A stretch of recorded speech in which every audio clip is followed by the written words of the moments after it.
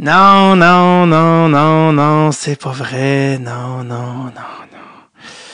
Le dernier épisode déjà de la saison 6. Non, non! 7, 9 weeks, fait non, non, non, toute la journée fait non, non, non, non, non. J'ai-tu la guitare? Non, mais j'ai du beat. Célèbre réplique de François Pérusse. Joues-tu de la guitare? Non, mais j'ai du beat. Non, mais la réplique, non, mais j'ai du beat. Merci d'être à l'écoute de Red sur le Tape du dernier épisode de la saison 6. Peut vous le croire, ça nous rajeunit pas personne. De Drette sur le Tape. Ah, je peux pas croire une autre saison qui nous passe. Et je dois dire, je dois remercier d'entrée de jeu tous les gens il y a certaines personnes extrêmement clés pour Drette sur le Tape, et à commencer par Fred Levac. C'est lui qui met les intros, les outros, le montage, même si on fait pas vraiment de montage dans l'épisode, tout ce qui est les jingles, c'est lui qui a d'ailleurs créé le jingle, qui met les pubs, tout ça, les transitions tout en douceur. Fred Levac, qui fait ça en direct de l'Est ontarien. Également Victor Ménard, notre directeur des opérations hockey, qui est étudiant à l'Université de Sherbrooke, qui s'est occupé du booking pour la dernière saison et qui a été top, et également Producer Tom au Sport Moral et au Courriel occasionnel. Donc merci à toute l'équipe de Drette sur le Tape qui a fait de cette saison une saison qui existe, parce que sinon c'est impossible. Je vous remercie aussi, vous également, de vous pointer les oreilles à chaque semaine, que ce soit occasionnellement que vous cliquez sur un épisode d'un nom que vous connaissez ou que vous connaissez pas, ou que vous êtes là à chaque semaine comme des die-hard, peu importe qui vous êtes. Merci d'être à l'écoute et de faire de Drette sur le Tape le podcast qu'il est devenu avec les années. Je me dois de saluer avec une astérix grasse, highlightée, surlignée, découpée et collée sur le frigo. Je me dois de souligner les héros de Drette sur le Tape, et j'ai nommé les membres Patreon. Les Patreons, c'est vraiment à cause de vous qu'on peut continuer d'exister. C'est à cause de vous s'il y a eu une saison 6, et si possiblement il y en aurait une saison 7. Je sais que c'était des moments très difficiles économiquement pour tout le monde, en plus dans la dernière année. Je l'ai vu, il y a une couple de Patreons qui ont décidé de ne pas renouveler, puis je comprends complètement. Ça a été une année très difficile, des années difficiles pour tout le monde. Juste que vous sachiez que chaque sou, chaque petit dollar qui peut sembler banal que vous avez mis dans le Red sur le Tape nous permet de vous amener des épisodes et de créer ce podcast qui est Drette sur le Tape. Merci tout spécialement à ceux aussi qui sont encore sur le Patreon de Drette sur le Tape. Vous faites toute la différence. C'est pas rien, vous êtes plus de 300, et c'est pas rien. Honnêtement, c'est à cause de vous qu'on peut continuer. Et puis si jamais vous voulez que le podcast continue, eh bien ne serait-ce que $2 par mois, venez faire le tour patreon.com/Drette sur le Tape. Vous avez les épisodes toujours d'avance, et également pour ceux qui sont dans le bundle spécial du Gardien Fêlé, on est en train de préparer les épisodes du camp estival de David pour l'été prochain. Donc, on est déjà en préparation pour ça. Ce sont des épisodes estivaux spéciaux avec des amis, des gens du milieu qui nous parlent de leur milieu. OK, donc l'année passée, on avait eu Jay du Temple, les Saint-Breton, Charles Pellerin et compagnie. Donc, on est en train de travailler là-dessus en ce moment pour vous préparer quelque chose entre le repêchage et le début de la saison prochaine de Drette sur le Tape, en se croisant les doigts, en espérant que ça se passe encore. Je vous mentionne ça parce que aussi repêchage, pendant le repêchage, là, les gens, à chaque fois que la saison finit, à chaque fois qu'on approche le dernier épisode, vous commencez à m'écrire en me disant, hey, l'épisode repêchage. Oui, of course qu'il va y avoir un épisode repêchage. Jamais on ne vous laissera tomber. Chucky Pellerino est en plein scouting. Et je vais bientôt contacter Simon Snake Boisvert pour cette traditionnelle réunion et ce rendez-vous toujours très attendu à chaque année. C'est autant personnellement, mais également je sens votre excitation, votre anticipation. Et Chucky qui également fait son scouting report et son draft, non seulement sa draft list, mais son draft document, repêchage de documents où il parle des prospects, tout ça qui est également disponible uniquement sur le Patreon. Donc, l'épisode s'en vient, guys. Chaque chose en son temps. D'ailleurs, le draft qui est à Montréal cet été, on est en train de travailler sur un événement spécial à Drette sur le Tape. Je vous en donne des nouvelles quand les développements se font, mais suivez-nous sur les réseaux sociaux et on va annoncer chaque chose en temps et lieu.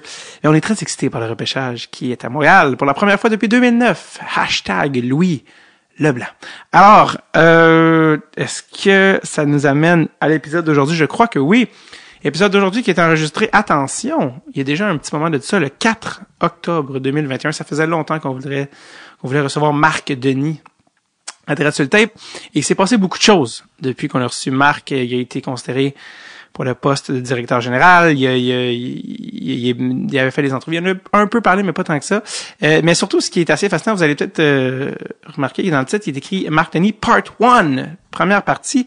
Parce qu'en fait, et ça arrive pas, je pense que c'est la première fois que ça arrive, mais Marc étant le communicateur hors pair qu'il est, et ça arrive souvent quand je fais des épisodes avec des gens des médias, on déborde, d'habitude on est autour d'une heure et demie, mais à un moment donné, on approche les 2 heures, puis c'est arrivé des fois des épisodes de 2 heures et demie, 3 heures demain, l'épisode de repêchage, c'est le puits sans fond, mais bref, ça pour dire, et on avait dit à Marc, la durée habituelle, mais on a tellement défoncé qu'on a même pas, je pense qu'on a à peine réussi à closer la portion joueur de sa carrière, mais qui est seulement une partie de sa vie, parce que beaucoup le connaissent même juste depuis qu'il est dans les communications. Donc, tout ça pour dire, on a dû terminer avec Marc, mais ce n'est que partie remise, dans le sens qu'on a fini la partie 1 et on va espérer avoir la partie 2 pour la saison suivante, la saison 7, si ça se trouve, de Dread sur le tape. Donc, tout ça pour dire, c'est pour ça que c'est une part 1, c'est que Marc, dans son horaire cette journée-là, on a tellement défoncé, il devait quitter, puis on a dit comme, ben oui, excuse Marc, excuse. Et donc voilà. Donc, c'est pour ça que Marc Denis Part 1 aujourd'hui. Donc, je vous rappelle, ça a été enregistré le 4 octobre 2021. Le voici, partie 1 avec Marc Denis.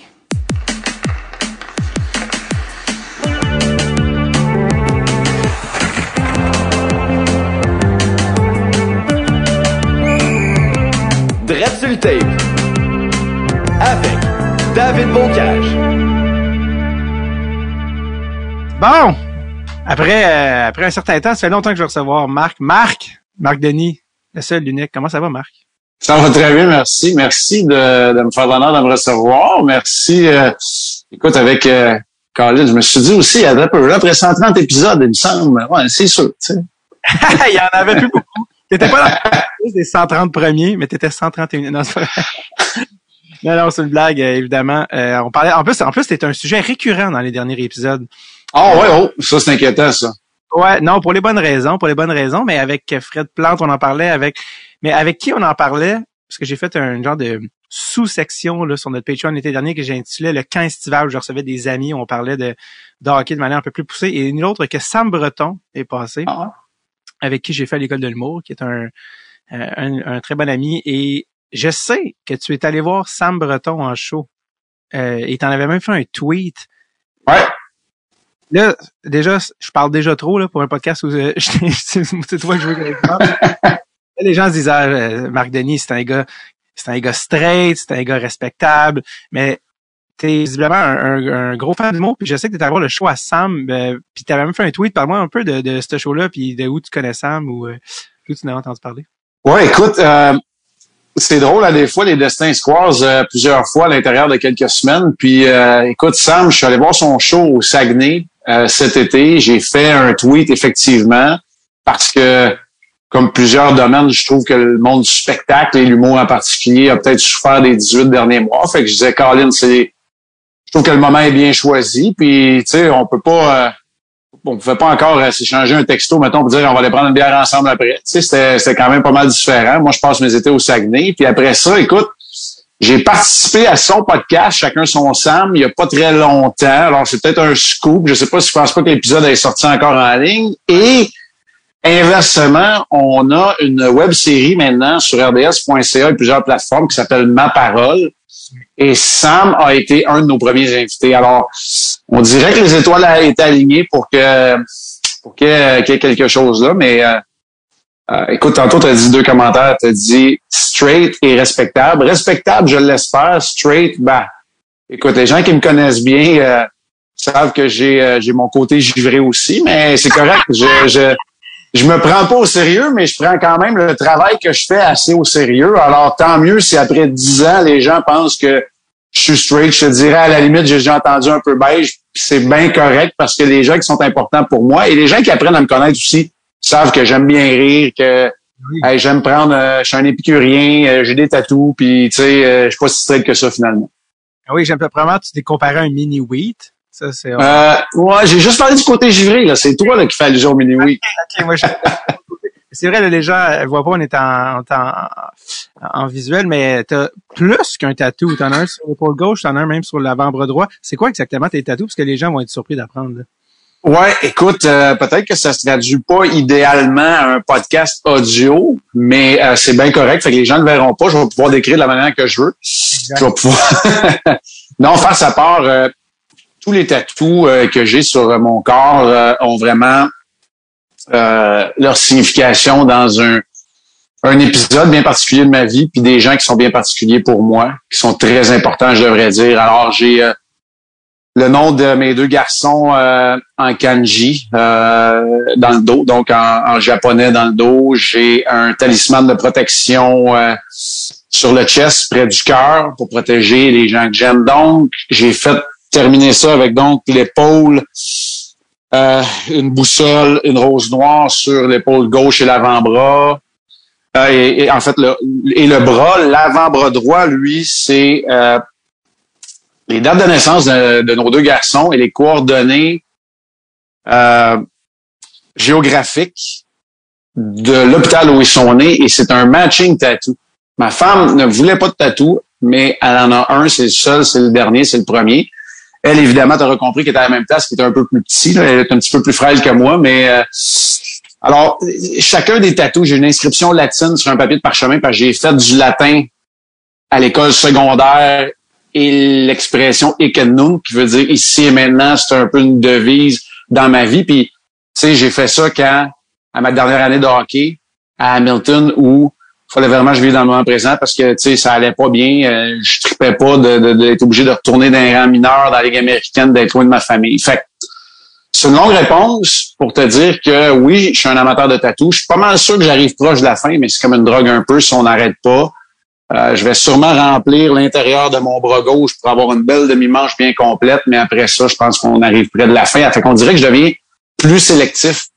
Mm-hmm. Tu sais, je suis pas pressé de le compléter parce que j'ai quand même l'impression que c'est un ou deux derniers, puis tu sais, faut que je sois sûr. Et évidemment, un tatou, faut peut-être que je sois sûr là, que ça reste longtemps. Mais tu sais, je veux être sûr que ça ait vraiment une signification quand je vais terminer l'art qui est corporel que je revêt tous les jours. C'est-tu toi qui t'es dit, OK, un ou deux max de plus, ou c'est ta blonde qui est comme, ouais, là, pas trop? Ouais, je pense pas que Marie-Josée voudrait que j'en ai partout non plus, mais faut s'imposer une certaine limite. Ouais, je pense qu'avec, tu sais, je dis un ou deux autres, je sais pas, là, tu sais, à un moment donné, faut que ça fasse, faut que ça fitte. On sait pas encore les moments faciles ou plus tough que je vais passer dans le reste de ma vie non plus, hein, fait que je ferme pas la porte, mais en tout cas, en date d'aujourd'hui, là, ce serait mon idée, pour compléter ça. Est-ce que ça serait une possibilité, mettons, que tu aies des matching tattoos avec tes gars, éventuellement? Peut-être, mais écoute, ils sont rendus à 17 et 19 ans, puis ils ont pas d'intérêt là-dedans. Okay. Fait que pas pour l'instant. Pas pour l'instant. Ils trouvent mes tattoos qui sont bien beaux, ils trouvent ça hot, qu'il y a une signification, mais ni l'un ni l'autre sont très accrochés à ça. Mais je ferme pas la porte. Ma filleule vient de le faire avec mon beau-frère. Matching tattoos, puis honnêtement, je trouve ça hot. Ils sont pas à la même place, mais tu sais, je trouve ça hot, puis je dis pas non, je ferme pas la porte. Tu sais, je te dis un ou deux, mais mon gars m'arriverait pour un troisième, puis il dirait, hey, j'aimerais ça qu'on ait un match. Tu sais, j'aurais de la difficulté à dire non maintenant. Je comprends. Puis, quand tu vois la génération actuelle là, des joueurs de hockey, tu sais, puis en plus le dress commence à se détendre un peu, mais tu sais, on est vraiment dans l'air. On dirait que je sais pas si on dirait que dans ma tête c'est des mini John Mayer, mais toutes les Austin Matthews de ce monde-là, tu sais, toute la mode des sleeves, tu sais, jusqu'au poignet avec la séparation, avec les montres, tout ça. C'est vraiment il n'avait avant des tatous, mais c'était pas autant mainstream, je trouve, que ça l'est maintenant. Est-ce que tu te dis, mon Dieu, si j'étais un joueur de hockey à l'époque actuelle, j'aurais certainement au moins une manche complète? Non. Non, moi non, tu sais quoi? Parce que c'est sûr qu'il y a une petite partie mode, OK, mais loin de moi de penser que je suis Gianni Versace, là. Tu sais, écoute, c'est pas le look autant que la signification puis que ce qu'ils veulent dire pour moi, les tatous que je porte. Fait que c'est pas vraiment.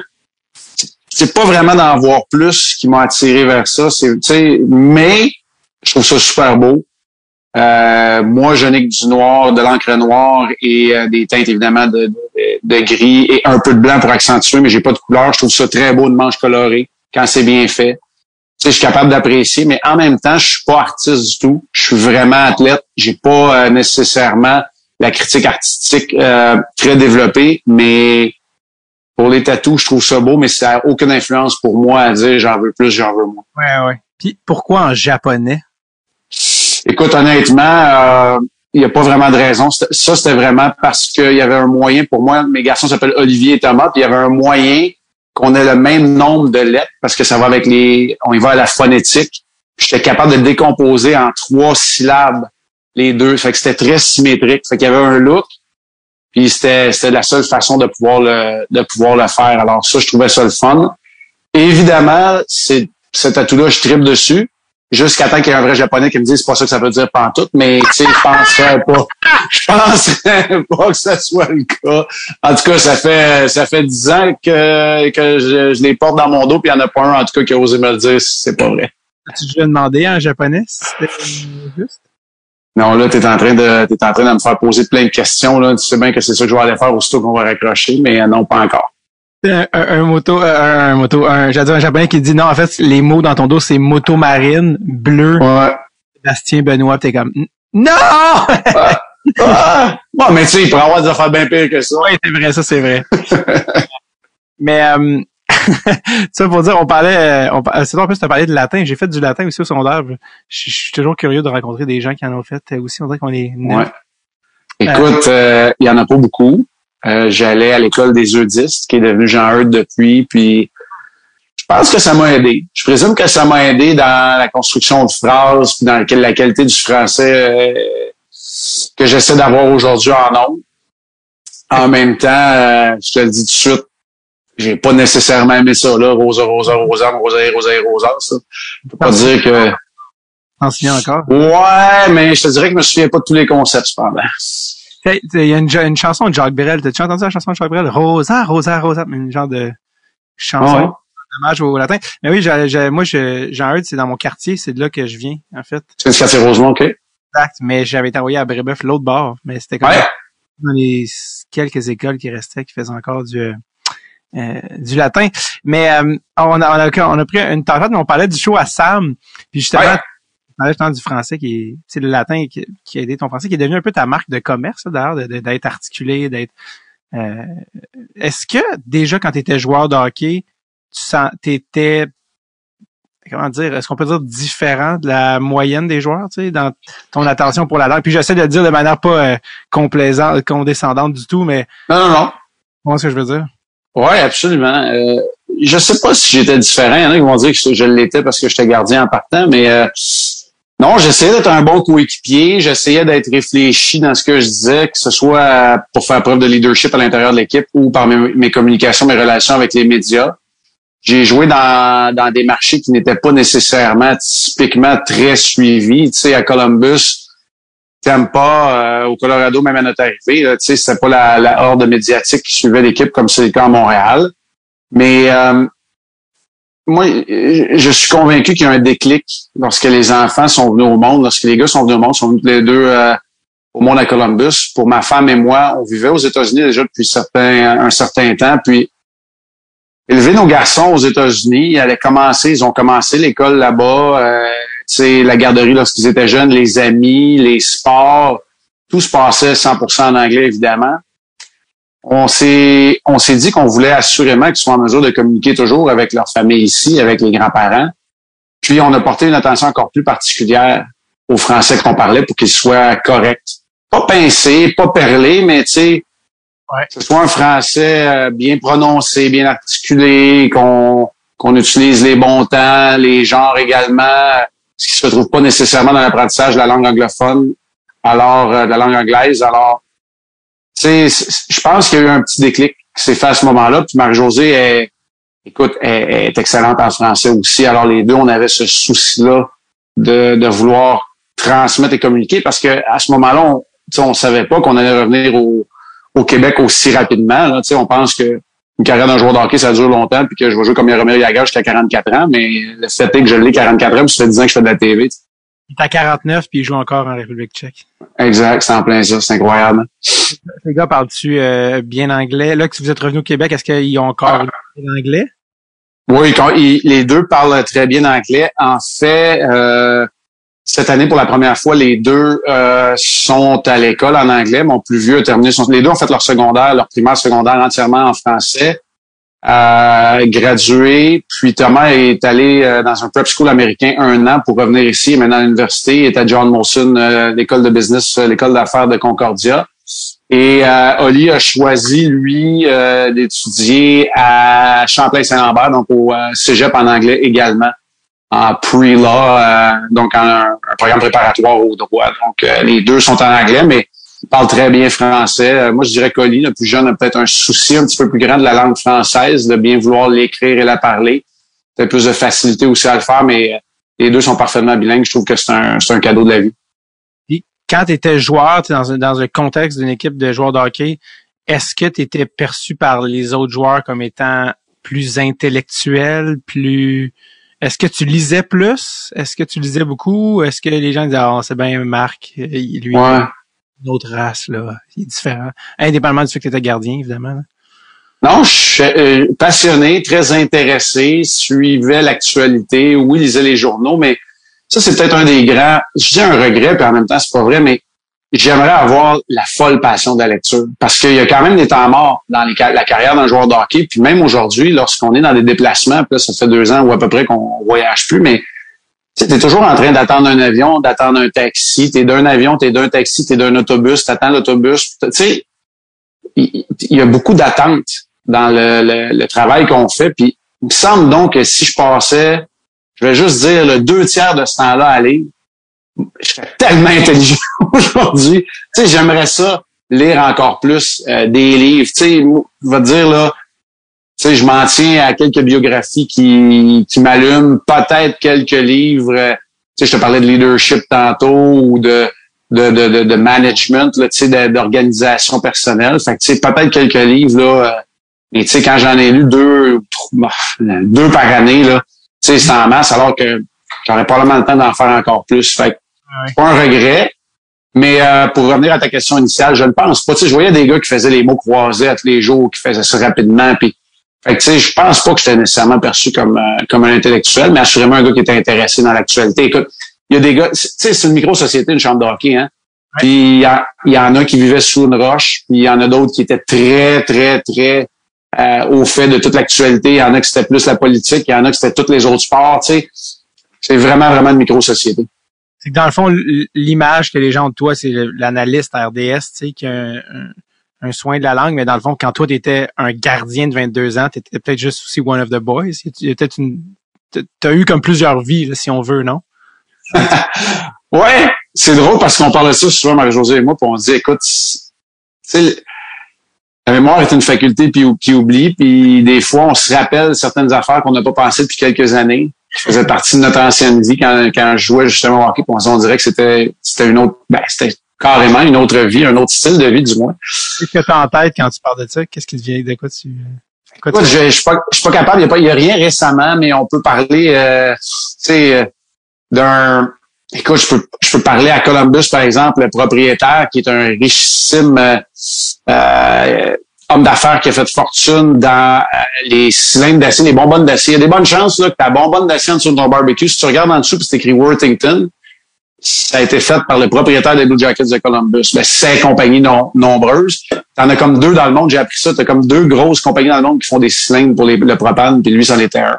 Voilà. Qui l'eût cru, mais voilà. Puis, écoute, il nous recevait dans sa somptueuse demeure à chaque année pour un party d'équipe. Puis, tu sais, tu te rappelles de ça, tu fais comme, hey, on n'est plus là pantoute, là, tu sais, on est bien content d'aller prendre une bière chez les parents d'un coéquipier, d'un gars dans la tombe A d'un de nos garçons. Là, tu sais, c'est comme on est ailleurs. Puis ouais, fait que tu sais, à 22 ans, probablement juste one of the boys, mais tu sais, quand tu fais allusion à ça, j'ai toujours été très, très passionné. J'ai toujours été un étudiant de la game, par exemple. Alors même quand j'étais gardien, même quand j'étais jeune, ben je connaissais les joueurs partout dans la ligue, je connaissais les joueurs de l'autre équipe, je connaissais leurs tendances, j'essayais de savoir ce que l'autre équipe voulait faire en jeu de puissance, je voulais connaître les systèmes de l'autre équipe. Alors, c'est peut-être cette passion-là à laquelle tu fais allusion beaucoup plus que mon côté très érudit.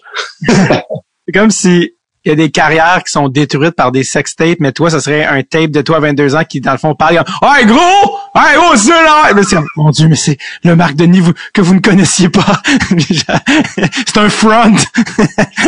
Écoute, il y a une vidéo de quand on gagne la médaille d'or en 97 sur la glace, les cheveux longs. Ouais. Je vais te dire là que les mots qui sortent de là ne sont pas si éloquents que ça après un tournoi d'un gars de 19 ans qui vient de gagner l'or et qui trippe un peu. Là. Mm-hmm. Ben, s'il y en a qui ont eu la chance, je sais pas si tu as eu la chance de voir la nouvelle série documentaire qui est sortie sur les Leafs, All or Nothing, sur Amazon Prime.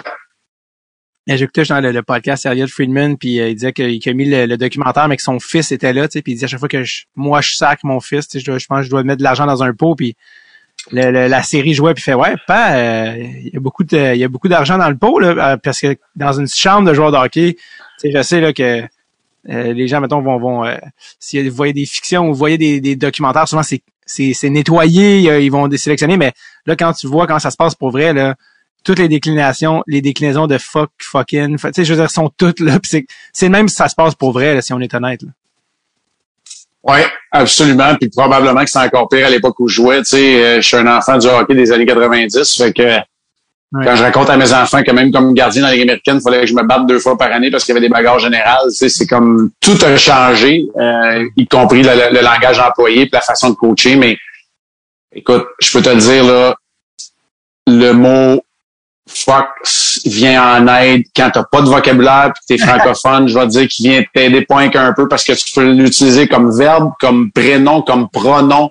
Écoute, t'es pas sûr de comment ça se dit, tu le rajoutes à n'importe quelle sauce, tu peux même le rajouter au début ou à la fin d'un mot. Ouais, je vais te le dire, là. Puis c'est un qualificatif, évidemment, alors c'est pas très fier, mais je l'ai utilisé aussi. Je veux dire, c'est comme une sriracha verbale, on dirait, c'était comme un peu partout. Tu parlais tantôt de que quand tu étais joueur, ton espèce de je vais pas dire comment dire, mais ton attention aux détails, ou en tout cas ta concentration intellectuelle était plus dirigée, là maintenant elle est vers la langue, mais elle était plus vers les joueurs contre qui tu jouais.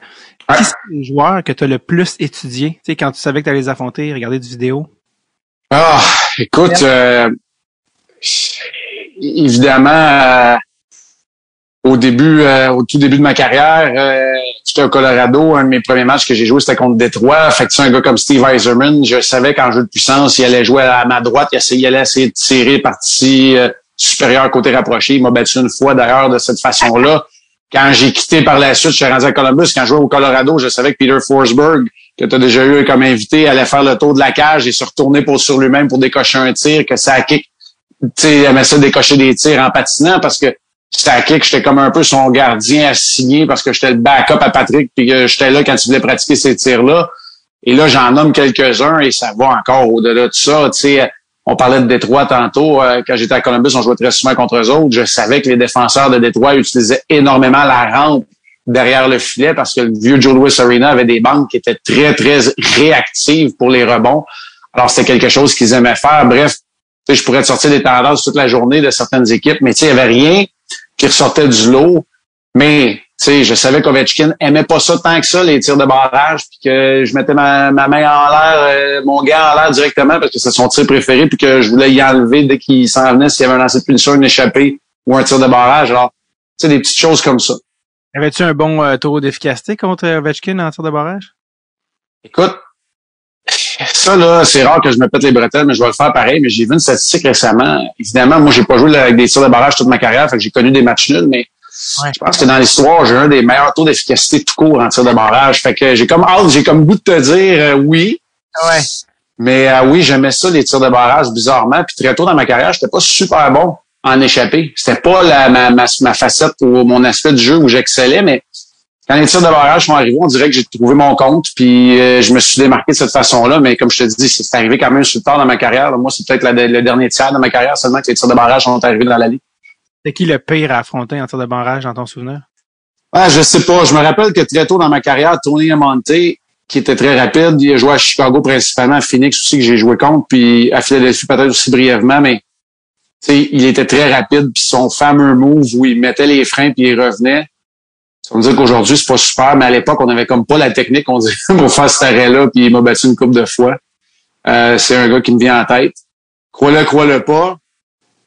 Je pense que j'ai donné un but contre un tir de pénalité. Là, je te parle pas de tir de barrage dans ma carrière, puis c'est Tony Urkus qui a marqué. Pas drôle, hein? Tony Urkus. J'ai arrêté Jeremy Roenick, puis des gros noms, mais Tony Urkus a marqué. Fait que il n'y en a pas qui viennent en tête tant que ça. Mais tu sais, comme on parlait tantôt d'Ovechkin, quand on jouait contre Washington, puis moi à Tampa, on jouait quand même souvent contre eux autres, ben c'est Semin qui marquait tout le temps contre moi. Ouais. C'était pas Ovechkin. Mais tu sais, Semin, on le connaît à Montréal, après ça a été moins rose, là, mais j'étais bon. C'est ça, les gens ont pas connu, mais moi j'avais en tout cas, le chum de ma sœur vient de Calgary, puis il était je pense qu'il était ami avec Jeff Schultz, qui avait été un choix de première ronde. La même année où ils ont repêché en première ronde aussi, je pense, Mike Green. Je pense qu'ils ont repêché même Schultz avant Mike Green, si ça se trouve. Il était défenseur défensif plus. Qui a joué un peu dans le national, là. Il se fait pas une si longue carrière, mais il a joué quand même. Puis lui, il s'entraînait avec les Caps, évidemment. Il était dans l'équipe, puis il avait dit, Ovechkin, le tir, puis le meilleur tir de l'équipe, puis il a fait, non, pour vrai, le meilleur tir de l'équipe, c'est Semin. Hein? C'est un gars qui joue avec tous les jours, là, qui pratique lui, il fait, ouais, non, je sais, mais pour vrai, Semin, c'est quelque chose. Fait que, ça, les gens, ils ont juste connu le vieux Semin, ceux qui ont peut-être juste suivi le Canadien, mais, ou le contrat désastreux en Caroline, mais Alex Semin avait toute une bine, là, à l'époque. Ouais. Mais, puis l'autre affaire, c'est qu'Ovechkin est un joueur beaucoup plus complet, assurément plus robuste et physique, beaucoup plus de caractère. Puis, tu sais, son synchronisme pour les tirs sur réception. Mais le tir des poignets de Semin, pour moi, c'est peut-être un des meilleurs, sinon le meilleur que j'ai affronté, là, alors que lui était dans son prime. Là, ça, faut s'en rappeler aussi. Exact. Ah, dernier épisode de la saison, et c'est impossible de vous laisser partir sans vous souhaiter de superbes séries éliminatoires de la part de nos amis chez Manscaped. Parce que oui, c'est peut-être le début des séries, et pour certains de la barbe des séries, mais ce n'est pas une raison pour abandonner la barbe du bas. C'est-à-dire, je m'explique, toilettage à la grandeur du corps, aussi, peu importe vos choix capillaires ou de poils, Manscaped est là pour vous aider à faire ça de la bonne manière. Comment? Et tout simplement avec la trousse Performance Package 4.0 de Manscaped, qui déjà est utilisée par plus de 4 millions d'hommes à travers le monde. Allez au manscaped.com et utilisez le code DST20 pour 20% de rabais et l'expédition gratuite. Honnêtement, vous avez votre poche de hockey, qui a tout votre équipement, chaque pièce dont vous avez besoin. Eh ben, c'est exactement ça, le Performance Package 4.0. Là-dedans, il y a le Lawnmower. Ça, le Lawnmower, c'est la pièce core. C'est ton One Piece à 400 pièces. Je veux dire, c'est là que ça se passe. Mais là-dedans, il y a également le temps de rafraîchir là, vos bijoux de famille, le Crop Preserver, un désodorisant. Il y a aussi le Crop Reviver, un tonifiant. Il y a aussi les boxers anti-frottement Manscaped. Je veux dire, c'est la totale. Vous avez pas besoin là, après ça, mais j'ai oublié un coude à la maison, j'ai l'air de... Non! Tout est dans la poche Manscaped pour que vous vous occupiez de votre Johnson. OK? Il y en a qui ont vu Big Lebowski? He's gonna cut my Johnson! Anyway, occupez-vous de votre petit Darius Kasparaitis avec la trousse Performance Package 4.0 de Manscaped et vous avez un code, vous avez un rabais de 20% et l'expédition gratuite avec le code DST20 au manscaped.com. Je répète, obtenez un rabais de 20% et l'expédition gratuite avec le code DST20 au manscaped.com. Allez-y maintenant. Allez, bonne série. On a parlé de Tony Urkus. T'as pas être gêné quand même parce que Tony Urkus a quand même gagné le Hobey Baker quand il jouait à l'université américain. Puis je pense, vous m'écrirez si je me trompe, mais je pense que c'est peut-être lui qui a le record pour la meilleure saison universitaire américain. Le plus de points en une saison de l'histoire de la NCAA hockey, je pense que c'est Tony Urkus qui a le record. Quand même, hein? Donc, t'as pas à être si gêné. C'est quand même genre dans le réseau universitaire américain. Puis, mais quand même pas un mauvais joueur là quand même. Puis tu as mentionné le tir de barrage de Jeremy Roenick, il est sur YouTube. Je sais pas si tu savais. Ah oui? Non, je savais. Mais tu sais quoi? Ouais. Je le sais parce que je participe depuis quelques années quand même. J'ai beaucoup de chroniques sur le réseau Énergie à gauche et à droite dans la province. Puis dans une des présentations qui est réseau, je pense que c'est, tu sais, il y a la description de cet arrêt-là contre Roenick là. Mais je savais pas que que cette séquence-là était visuellement également sur YouTube. En tout cas, c'est un arrêt, allez la voir. Oui, vraiment, c'est ça. Vite, allez voir cette séquence-là, ouais. Parce qu'il n'y en a pas tant que ça des affaires de toi, tu sais, du footage de toi, tu sais, en plus, t'es à Columbus, je pense, il y en a pas tant que ça, tu sais, il y a des joueurs qui en ont, il y a des clips à l'infini. Toi, c'est un des rares qu'il y a, c'est le tir de barrage contre Jeremy Roenick. Donc, tu peux montrer ça à tes gars, là, des journées où l'estime de soi est dans le, à son niveau. On parlait de Tony Hercus de l'université américaine. Je sais que toi, quand il est venu le temps de te faire repêcher junior majeur, t'avais quand même des offres d'université américaine. Ouais. T'étais probablement en avance un peu sur ton époque à ce niveau-là. T'avais hésité, ou en tout cas, tu te posais la question réellement à savoir est-ce que je vais universitaire américain ou junior majeur. Pour toi, comment tu te fais pour décider l'un ou l'autre, puis quelle université américaine t'avais approché? Les offres étaient pas concrètes. Tu sais, s'il y avait rien d'écrit, c'était pas sur papier encore. Évidemment, mon cheminement devait être encore un petit peu plus long, probablement aller dans un cégep anglophone ou m'en aller aux États-Unis dans une école préparatoire à l'époque. Puis, comme tu dis, c'était peut-être un peu en avance sur mon temps. C'est sûr que j'étais un bon étudiant. Écoute, à l'école, j'avais gagné un médaille du gouverneur général en secondaire 5 pendant que je jouais au midget 3. Fait que, tu sais, j'étais un tardif choix de 4e tour dans la Ligue de hockey junior majeur du Québec. Évidemment, pas de poste garanti non plus. Alors, tout ça a joué, mais j'avais quand même décidé un an auparavant, quand je suis parti à Trois-Rivières, après avoir été retranché de Montréal-Bourassa, où tantôt je te disais que j'allais aux E10, ouais. J'ai été retranché de Montréal-Bourassa, mais j'avais quand même décidé en secondaire 5 de partir puis de mettre, on va dire ça, là, tous les œufs dans le même panier, mais tu sais, vraiment de miser sur, tu sais, dire la carrière, là, ça fait prétentieux aujourd'hui, mais tu sais, ça fait visionnaire, mais moi, je trouve que c'est prétentieux, c'est plutôt ça que je devrais dire. Alors que je me suis dit, garde, je vais le vivre, mon rêve de jouer au hockey le plus longtemps possible, puis après ça, tu sais, ça va bien à l'école, je trouverai bien mon chemin là-dedans, alors c'est là que j'ai choisi ma linge Chicoutimi, puis tu sais, j'ai fait l'équipe CFS, on va être bien honnête. Alors, tu sais, puis pour ce qui est des offres des universités américaines, tu sais, j'avais rien de concret. Tu sais, c'était beaucoup d'approches, des discussions avec, tu sais, avec mes parents, avec moi, j'étais jeune, avec, puis tu sais, tant qu'il y avait rien de concret non plus, puis ça se passait pas comme ça se passe aujourd'hui. Tu sais, aujourd'hui, je vois des jeunes qui, tu sais, qui vont chercher des agents quand ils sont payés. Oui, Bantam, écoute, moi, j'ai pris mon agent, je pense, c'est 2 semaines avant le repêchage de la Ligue nationale. Tu sais, j'avais pas, puis dans le junior, j'avais pas besoin d'agent. Je voulais pas que mon agent se mêle du hockey junior non plus. Là. C'était à nous autres, c'était à moi à régler ça. Je pense encore de même aujourd'hui, d'ailleurs. Là, je trouve ça capoté que des agents s'occupent de joueurs qui sont midget 3 ou junior. Hey, restez assis sur vos mains, laissez les jeunes se débrouiller, puis s'il a à percer, il va percer. Tu sais, fait, en tout cas, tout ça pour dire, là, je vais pas faire la morale à Saint-Saëns, mais tout ça pour dire que c'est le même que ça s'est passé à l'époque. C'est comme ça que tu t'es ramassé au Saguenay, alors que tu l'as dit, tu venais de Montréal. C'était pas parce que maintenant t'appelles le Saguenay c'est ta maison. Ouais. Hein? Oui, vraiment. Écoute, j'ai rencontré Marc-José là-bas. Tu sais, quand on quitte la maison je venais d'avoir 16 ans, je suis parti à Trois-Rivières, je restais là quelques mois, puis après ça au Saguenay, je suis quand même resté là plus de 3 ans. Alors j'ai vraiment établi des racines là-bas. J'ai connu ma femme et des très bons amis. On s'est bâti là en 2004, l'année du lockout. On s'est marié là-bas en 2000. Alors, tu sais, tu mets ça bout à bout.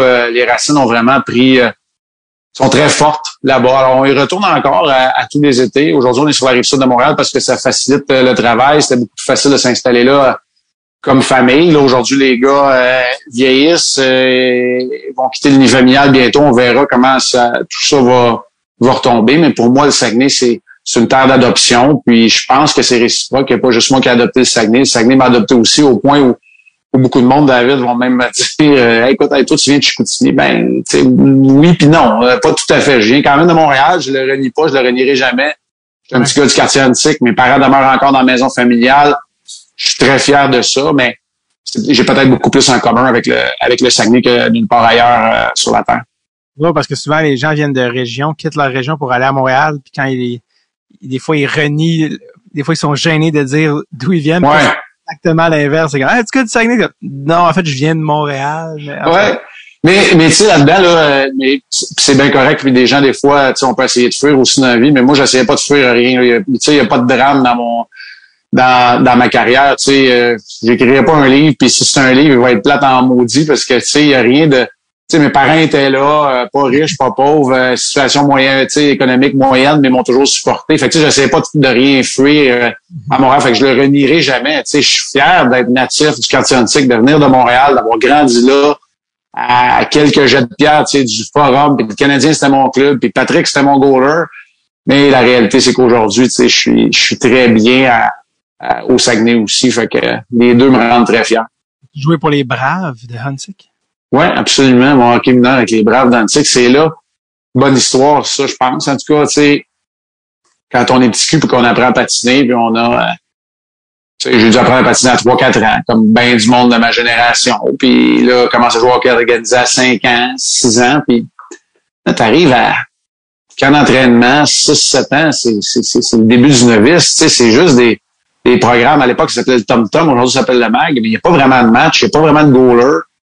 Et là, à un moment donné, quand il y a 35 flots d'une chambre avec 35 parents qui attachent des patins, puis que le coach de la journée, il arrive avec 2 paires de pattes brunes sur l'épaule, puis il dit, qui va essayer de goaler aujourd'hui? C'est 35, il y en a 34 qui lèvent la main, tu sais. Ben, c'est cette journée-là que j'ai reçu ma première paire de pattes, puis plus jamais j'ai été autre chose qu'un gardien de but. C'est quand même capoté. Quand mon père est arrivé, parce que lui, il devait arriver, je présume, après le travail, c'est ma mère qui était là, il capotait bien raide de me voir dans les buts. Mais voilà, c'est comme ça que je suis devenu gardien de but. Plus jamais j'ai joué à l'attaque ou à la défense, ou peu importe, comme patineur par la suite. Les parents dont tu as dit, ouais, ça, gardien, peut-être pas, Marc, on veut... Non, pas tant. Non, pas tant. Ils s'en sont pas vraiment mêlés. Non, pas, aussi loin que je me souvienne, ils s'en sont pas vraiment mêlés. Mon père était beaucoup plus impliqué du côté baseball. En fait, ma famille est peut-être plus une famille baseball, là. Il y a un oncle qui a coaché, je pense, ou quelque chose. Ouais, ben écoute, mon père a coaché jusqu'au niveau junior. Les Orioles d'Antique, d'ailleurs, a coaché dans le baseball junior élite comme adjoint. Oui, mais mon grand-père, mes oncles ont coaché baseball des niveaux quand même assez compétitifs. C'était pas mal plus une famille de baseball. Fait que mon père a donné du temps là, tu sais, dans les organisations bénévolement là, pour s'occuper de l'équipement. Ben, tu sais, pour le hockey aussi, il était gérant d'équipe, des patentes de même, mais jamais dans le coaching, jamais s'impliquer au niveau là, des décisions hockey. Parce que je pense que, parce que là, ça me revient là, pendant que tu parles, je fais comme ça. J'ai déjà vu, j'ai fait des épisodes avec des amis cet été. Charles Pellerin, également humoriste, également joueur de hockey, mais également joueur de baseball dans son enfance. Va conter une anecdote. T'avais pas un oncle qui avait le même nom qu'un joueur de baseball? Denis Boucher, ouais. Ça, c'était toujours un de tes oncles? Oui, c'est une maison du côté de ma mère. Exact, puis il arrêtait pas de dire mon neveu c'est Marc Denis, il rappelait tout ça, mon neveu c'est Marc Denis. Puis est-ce que Charles a compté sur le podcast une anecdote où il donnait une espèce de speech, tu sais, avec les bonnes graines de tournesol. Il t'avait une poignée de graines de tournesol dans la bouche. Il s'est revenu, puis il a fait puis il a craché toutes les affaires, mais complètement d'en face à Charles. Pas accent, mais juste Charles avec plein d'écailles. Il est comme il a juste essayé de les enlever. Parce que bref, tu vas dire, ton oncle, si un jour, je sais c'est qui Charles Pellerin, en tout cas, humoriste, mais si jamais tu croises Charles ou que tu vois mon oncle, ouais. Ou peu importe, il y a une anecdote où ton oncle, il a craché une bonne poignée, ce qui est une dégueulasse. Absolument. C'est là que tu le dis, je vais faire de la connexion. Parce que, justement, ça, toi, tu l'as dit, mais toi, non, tu l'as pas dit, mais toi, je pense que t'étais enfant unique. Ouais, exact. C'est toujours en tout cas, moi, je suis complètement à l'inverse, on était 4 enfants chez nous, mais c'est une dynamique qui m'a toujours fasciné, enfant unique. Je suis comme, on dirait que moi, je m'imagine tellement pas enfant unique, je suis comme, c'était comment être enfant unique? Est-ce que tu penses que ça explique ta personnalité actuelle? Il y a quelque chose de, est-ce que plus jeune, tu te faisais dire, non, il faut que tu apprennes à partager, Marc? C'est pas comme ça ici. Comment ça? Ben, moi, je pense... un enfant, tu te dis, moi, je ferai pas ça à mes enfants, faut que j'en aie minimum 2. Comment tu as géré? Ouais, ben, oui, ça, c'est vrai. C'est vrai que je voulais avoir plus qu'un enfant, mais ça n'a pas nécessairement géré le fait que je voulais en avoir 8 non plus. On s'est arrêté à 2.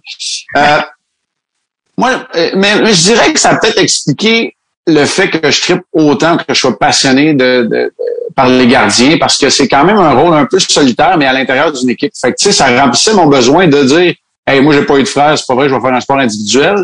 Mais je suis habitué à ma petite solitude, fait que je vais gauler.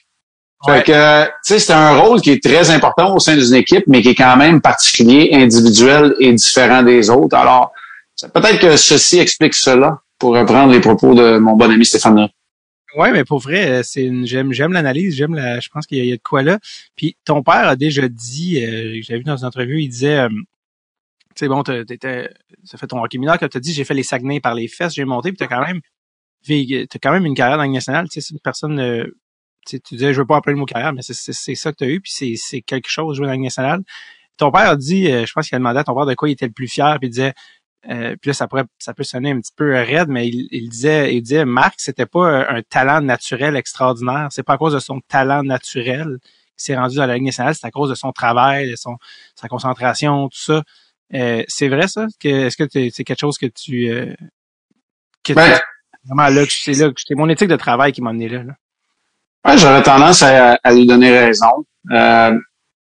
C'est sûr que ça prend une base de talent, ça prend un minimum de talent, ça c'est indéniable. Puis, tu sais, je pense qu'on flirte pas avec la Ligue nationale, la carrière professionnelle ou des médailles d'or dans une vie si on n'a pas un minimum de talent, mais en même temps, il faut savoir quoi en faire. Puis, c'est pas une question que je savais quoi en faire, mais j'étais assez déterminé. Tu sais, quand j'ai pris la décision de vouloir faire une carrière, ben, tu sais, je me laissais pas intimider, je me laissais pas piler ses pieds, j'avais du caractère. Puis je mettais les efforts. Tu sais, j'ai fait partie d'une génération qui a connu l'entraînement à un plus jeune âge. Donc oui, je fais partie des joueurs de hockey qui s'est entraîné toute sa carrière, mais peut-être pas dès qu'on a 6-7 ans comme c'est le cas aujourd'hui. Là, tu sais, faut pas capoter non plus. Alors, tu sais, j'ai toujours mis les efforts, que ce soit l'approche psychologique. Ça, c'était peut-être avant mon temps un peu. Tu sais, la visualisation, la concentration. Alors, j'ai jamais. Puis j'ai toujours refusé d'appeler ça des sacrifices. Mm-hmm. Moi, là, le monde qui appelle ça des sacrifices, ça me pue au nez. Pourquoi? Parce que sauter un party, c'est pas un sacrifice, c'est une décision. Ouais. C'est une décision, parce que moi, je décide que je vais être meilleur dans ma game de demain.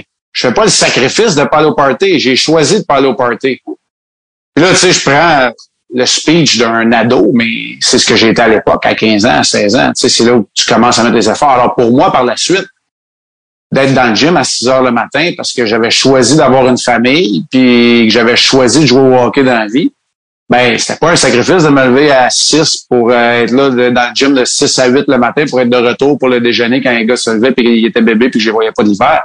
Fait que tu sais, moi le mot sacrifice m'a toujours tu sais fait sciller les oreilles puis j'ai jamais aimé ça. Des efforts, oui, absolument, ça en prend.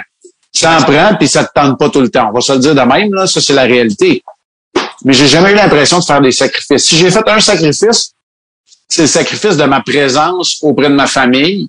Je t'en ai parlé un peu tantôt, vers la fin de ma carrière, quand là, je voulais m'accrocher une dernière fois, puis je me suis dit, ouais, je vais aller à Hamilton, je vais aller dans la Ligue américaine, ou quand j'ai été retourné à Norfolk après 10 ans complets dans la Ligue nationale, je dis oui, je vais y aller. Je vais y aller 1 an ou 2, je vais essayer de me remonter, premièrement moi, comme être humain, comme athlète. Ça a été un sacrifice. Pas les efforts que j'ai mis, parce que là, j'ai sacrifié du temps avec ma famille. Ça, pour moi, c'est le seul sacrifice que j'ai fait dans ma vie, parce que pour le reste, là, des fois, je trouve que ce mot-là, il est utilisé, puis il est galvaudé, puis faites attention quand vous utilisez ce mot-là. Ah oui. Tes efforts, tes décisions et non tes sacrifices t'ont permis quand même d'être un choix de première ronde à l'époque où il y avait 26 équipes. D'ailleurs, pendant la pandémie, il y avait plus rien. Fait qu'avec Adrien, on avait commencé une soirée de trivia le samedi soir qu'on appelait la soirée du Hot Quiz. Puis une des questions était quel est le premier choix de première ronde de l'Avalanche du Colorado? Et la réponse est Marc Denis. Et encore là, c'est drôle parce que t'es été repêché par l'Avalanche avant que l'Avalanche existe. C'était quand même particulier. Je sais pas si tu peux me raconter ça. Il y avait même pas de ouais. Exact. J'ai été repêché par l'organisation sans nom du Colorado. Petite mise en contexte, la saison 94-95 est marquée par un lockout, donc elle se termine plus tard. Le repêchage qui a lieu à Edmonton a donc lieu au mois de juillet. Après cette saison-là, c'est là où les Nordiques déménagent. Écoute, on est quoi? On est à la mi-juin probablement. Puis là, corrigez-moi dans mes dates, là, mais on est au mois de juin. Donc, 1 mois plus tard, ou peut-être même pas, il y a un repêchage. Et c'est l'organisation du Colorado qui est là, mais ce sont dans le fond les Nordiques, les anciens Nordiques du Colorado. Alors, j'ai été repêché avec un chandail de la Ligue nationale sur le dos, marqué Colorado dans le dos, une casquette de chauffeur de train qui est inscrit Colorado dessus aussi, avec les couleurs de la Ligue nationale, le noir, orange et blanc. Là, c'était vraiment les couleurs que j'arborais le jour de mon repêchage, avec une délicieuse coupe de cheveux lichés. Allez voir ça sur les interwebs, ça vaut la peine. Ouais. Tu as eu la chance, avant de jouer ton premier match officiel en saison régulière, tu as eu la chance de jouer contre ton idole au Forum de Montréal. l'ancien forum qui est maintenant un cinéma, on le rappelle. Mais comment c'était ramassé, puis jamais, c'est sûr que tes parents devaient être j'imagine, dans l'auditoire à ce moment-là. Ouais. Écoute, on vient de le dire, c'était les anciens Nordiques. Donc, l'Avalanche, cette année-là, avait l'horaire préparatoire, pré-saison, des Nordiques. Donc, on partait du Colorado, mais on s'en venait jouer un match des recrues, tout d'abord, à Campbellton, au Nouveau-Brunswick. Fait que, là, les journées exactes, là, je les connais pas, mais on va se donner des jours approximatifs. Fait que le lundi, on prend l'avion, on fait 4 heures d'avion, on atterrit à Montréal. Puis nous autres, les recrues, on saute d'un autobus, puis on s'en va jusqu'à Campbellton, au Nouveau-Brunswick. Fait que ça, c'est ma première journée de voyagement. Le lendemain, il y a un match à Campbellton, au Nouveau-Brunswick, les recrues de l'Avalanche contre les recrues des Flames de Calgary. Je goal, on gagne. Bob Hartley m'appelle dans sa chambre après, à l'hôtel à Campbellton. Puis là, je sais pas, je présume qu'il est pas loin de minuit. Puis il dit, tu prends l'avion demain matin à 5 heures parce que tu vas jouer avec l'Avalanche à Montréal. Fait que là, j'ai repris l'avion. On est rendu de Monson, j'ai repris l'avion. Je suis retourné à Montréal. J'ai atterri. Je me suis allé direct au forum. J'ai embarqué sur la glace le matin. Arrête une coupe de rondelles. Puis Stéphane Fizet, je suis pas mal sûr que c'est lui, je suis pas mal sûr que c'est Fizz qui m'a dit, tu vas gauler à soir. Fait que là, débarque, vas-y, c'est assez, t'as pas dormi, pis t'as gaulé à soir, pis tout. Puis là, je sais pas, je comprends pas, c'est pas clair que je gaule ce soir-là, là. Tu sais, il y a quand même pas personne qui me l'a dit. Mais finalement, j'ai joué tout le match ce soir-là aussi. C'était mon premier match. C'était contre Patrick Roy qui était de l'autre bord. C'était au forum. Mes parents étaient effectivement dans les estrades, puis c'était, écoute, c'est capoté. On m'a on m'a retranché évidemment par la suite. J'avais, écoute, à peine 18 ans, puis il fallait que je retourne aller jouer une autre saison, une deuxième saison dans les rangs juniors avec les Sags, mais ça a été toute une expérience. C'était mon premier camp, c'est en 95. Les Braves de Huntsic jusqu'au Forum de Montréal. Quand on regarde tes statistiques, ta carrière va commencer officiellement après la Ligue nationale, je veux dire après le junior, mais il y a une espèce d'ovni dans tes statistiques parce que c'est ça que je vais demander des explications. Une game unique en 96-97. De gauler une game pour l'Avalanche dans cette saison-là. Parce que je pense que tu joues encore junior même cette année-là. Qu'est-ce qui s'est passé pour que tu joues une game pour l'Avalanche? Écoute, j'ai signé mon premier contrat professionnel. J'arrive en 96, donc au camp d'entraînement. J'ai 19 ans au camp d'entraînement de l'Avalanche. Il n'y a pas d'autres gardiens de but que Patrick et moi. Jocelyn a évidemment été échangé. Stéphane Fizet est rendu à Los Angeles. Écoute, je pense que Garth Snow devait être là au début quand j'étais arrivé dans l'organisation. Il était plus là non plus. Il y avait plus d'autres goalers. Fait que j'ai joué le calendrier préparatoire au grand complet. Puis la journée que l'équipe partait pour Saint-Louis, ils ont repêché Craig Billington au balotage. Moi, je suis parti, puis au lieu de prendre l'avion pour Saint-Louis, j'ai pris l'avion pour Rouyn-Noranda. Je salue les gens de l'Abitibi, je vous aime beaucoup, mais j'aurais aimé mieux aller à Saint-Louis cette journée-là, je vous le dis. Parce que là, j'étais retranché junior. Mais j'avais connu un excellent camp et je sais qu'il m'avait à l'œil. Puis, lorsque il y a eu une blessure à long terme à Craig Billington, j'ai été rappelé et j'étais là pendant 3 semaines. J'ai été l'auxiliaire à Patrick pendant 3 semaines. Et le dernier match avant que Biller revienne, avant que je sois cédé à nouveau au rang junior, c'était à Los Angeles, au Great Western Forum. J'ai obtenu mon premier départ. C'était au début décembre 96. On a perdu malheureusement ce match-là. Mais tu sais, c'était contre Philippe Boucher qui avait marqué d'ailleurs Luc Robitaille, puis tu sais, l'équipe des Kings, telle qu'on la connaît. Puis en patinant vers le banc de mon équipe, à la première punition des Kings, Tom Hanks et Rita Wilson étaient assez directs à côté du but. Tu sais, pour un petit kid de 19 ans, c'est quand même hot. Ouais, elle a joué à LA, à Hollywood. Les années. Ouais, exact. Non, Gretzky n'était plus là. Mais non, exact. Mais tu sais, David, on parle des affaires qu'on fait quand on est jeune. Fait que là, moi, je venais de tout faire ça, c'était au début décembre. Ouais. Fait que là, je me fais couper. Dans le fond, je me fais retourner junior après ce match-là. Fait que le lendemain matin, je prends un vol toute la journée de Los Angeles jusqu'à Halifax. Regarde le continent nord-américain, tu peux pas le faire plus que ça. Ouais. Et quand j'arrive, ben, je joue pour les Saguenay de Chicoutimi. Parce que je veux jouer un match, c'est le dernier match qui me reste avant que je parte pour l'équipe Canada Junior. Non. Fait que je joue. Mais écoute, je pense que les 2 premiers tirs, ils rentrent. 2 des 3 premiers tirs rentrent. En tout cas, le reste, je me replace, on gagne. Et tout de suite après le match, on part d'Halifax en autobus, on s'en retourne à Chicoutimi. Je fais une brassée de lavage. Le lendemain matin, je reprends l'avion. Je m'en vais à Kitchener, en Ontario, pour le camp d'équipe Canada Junior. Je prends l'avion, on s'en va à Genève, en Suisse. Bref, tu vois le genre de saison que j'ai eu. Fait que, ouais, ça a été une saison rocambolesque. Donc, je l'imagine en flash forward comme un film dans ma tête, toi qui vomis dans des poubelles entre les deux. Tu sais, jusqu'à... Ah oui, mais non, parce que la naïveté de la jeunesse fait que t'en veux, t'en manges, t'en veux encore plus. Tu sais, cette année-là, on s'est rendu jusqu'à la Coupe Memorial avec les 16. Et la Coupe Memorial, je suis parti, je suis allé dans la Ligue américaine. On a gagné la Coupe Calder dans la Ligue américaine. Tu sais, je veux dire, ça arrêtait pas. C'était un feu roulant, mais tu es capable d'en prendre quand t'as 19 ans. Oui, absolument. On va venir à la Coupe Calder, mais les World Juniors, t'es allé quand même 2 années de suite, 2 médailles d'or. Tu as joué avec des gars comme Jerome Iginla, qui avait quand même assez torché là, au niveau des... Oui. José Théodore, qui était le gardien. Il y a beaucoup de gardiens québécois à l'époque. Wade Redden, également. Les gens sont moins impressionnés, mais quand même médaille d'or olympique, je pense, Wade Redden. Puis première année, tu étais plus backup, si je me trompe pas. Deuxième année, tu as été partant. Tu as joué avec Daniel Brière, qui est également passé au podcast, qui avait été bon. Il y a un gars de 17 ans qui s'appelle Joe Thornton. Ouais, vas-y. Non, mais écoute, Thornton, c'était le 13e attaquant. Il ouvrait la porte. Tu sais, c'est quand même pas rien. Là. On parle d'un premier choix repêchage, mais tu sais, c'est pas un tournoi qui est fait pour les 17 ans. Fait qu'il jouait très peu, Joe Thornton. Ouais. Alors, c'était notre 13e attaquant.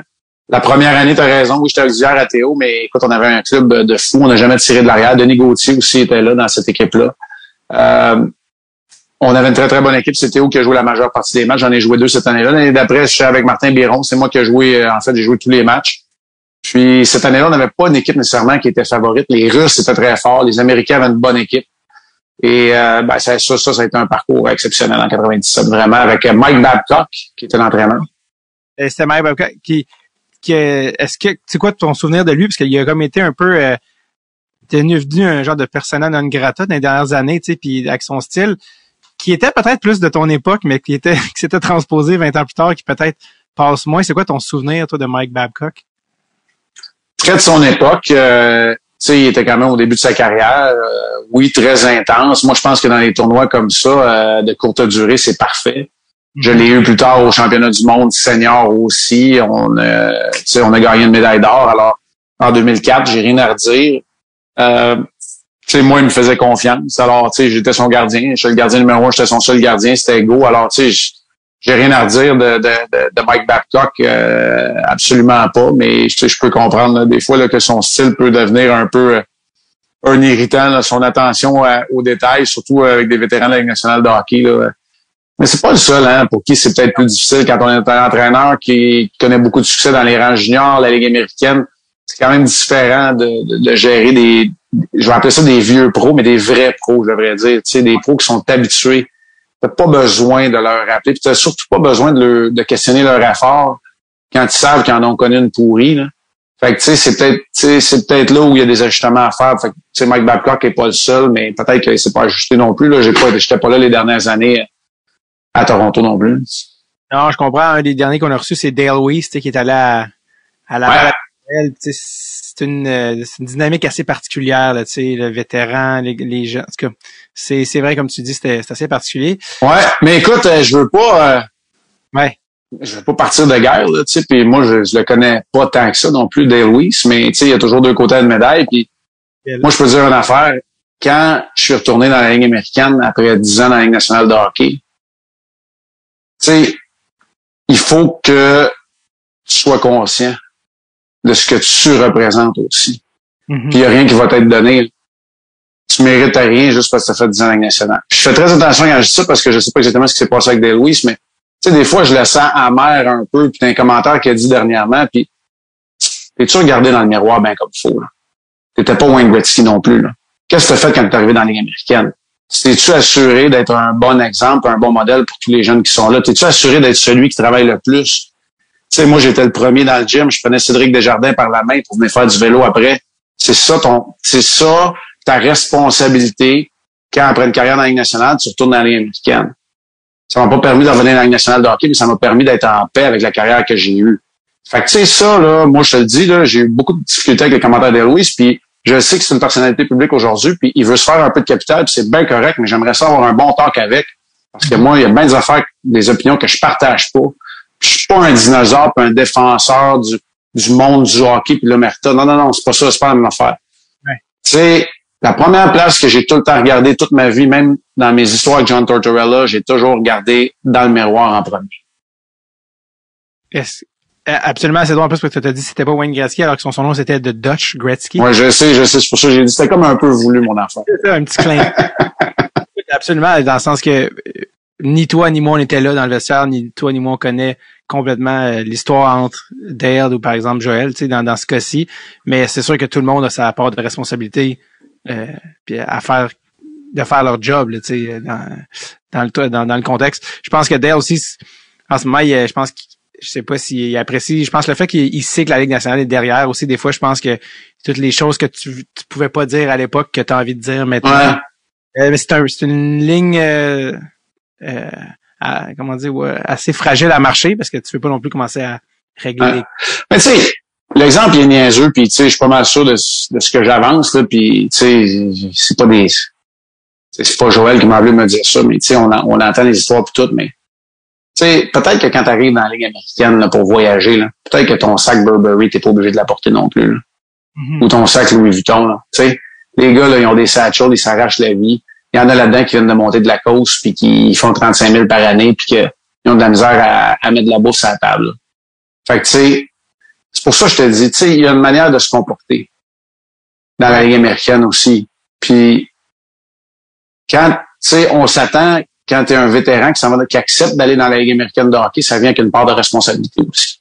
En tout cas, moi, ça, je l'ai pris très au sérieux. Puis, absolument. Même si la première année, j'ai été envoyé dans les mineurs, c'est pas un secret, là, vous allez pouvoir aller le voir, là, je faisais pas loin de 3 millions parce que, tu sais, mon contrat avait été racheté. En fait, avant que mon contrat soit racheté, là, j'étais dans les mineurs puis je faisais 3 millions. Ben, sais-tu quoi? Je jouais puis je me comportais pareil comme si je faisais 35 000. Parce que c'est ça ta responsabilité, là. T'es pas meilleur qu'un autre, là. Tu sais, faut que tu payes ton dû puis il faut que tu arrêtes les potes, là. Puis quand t'es Dale Weiss, faut que tu frappes pareil, puis faut que tu travailles, puis faut que tu montres l'exemple. Tu sais, toi, là, t'as le privilège d'avoir joué à la Ligue nationale, tu sais ce que ça prend pour aller au prochain niveau. C'est à toi de communiquer cette information-là. T'arrives de la terre promise. Tu sais, les gars vont automatiquement se retourner vers toi, les coachs aussi.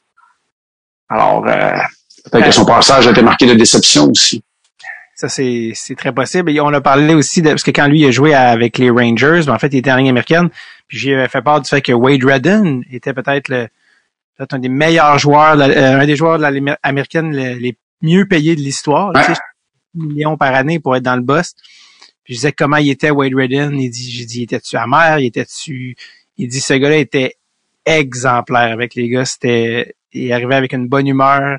Il arrivait avec une éthique, il mettait de l'argent pour les gars, pour les gros, tu sais, vraiment redonné. Puis il disait, Dale, que tu sais, il dit lui-même, il dit quand, il avoue, tu sais, il dit quand je t'ai envoyé à Laval, je vais t'avouer, je l'avais un peu dans les talons de ça. Puis je dis, mettons qu'on parle de Wade Redden, mettons que je mets sur la table le comparatif de Carl Arzner.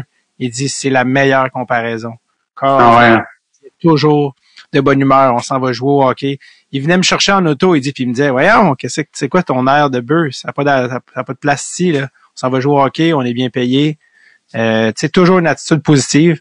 Puis, donc, je pense que, tu sais, lui-même avouait qu'il était pas toujours, je pense, il avait pas toujours le goût d'être là, mais que des gars comme ça, c'est des Carl Arzner qui faisaient plus que 4, là, tu sais, 4.5 dans la Ligue américaine. Et oui, même Marc Denis était là.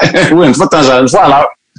Parlant de Ligue américaine, justement, t'as quand même, tu sais, oui, 2 médailles d'or olympiques, une médaille d'or, olympique, 2 médailles d'or des championnats du monde, donc junior, une médaille d'or des championnats du monde, mais t'as une Coupe Calder que t'as eu la chance, de gagner avec le club école de l'Avalanche et son célèbre entraîneur-chef, le coloré, Bob Hartley.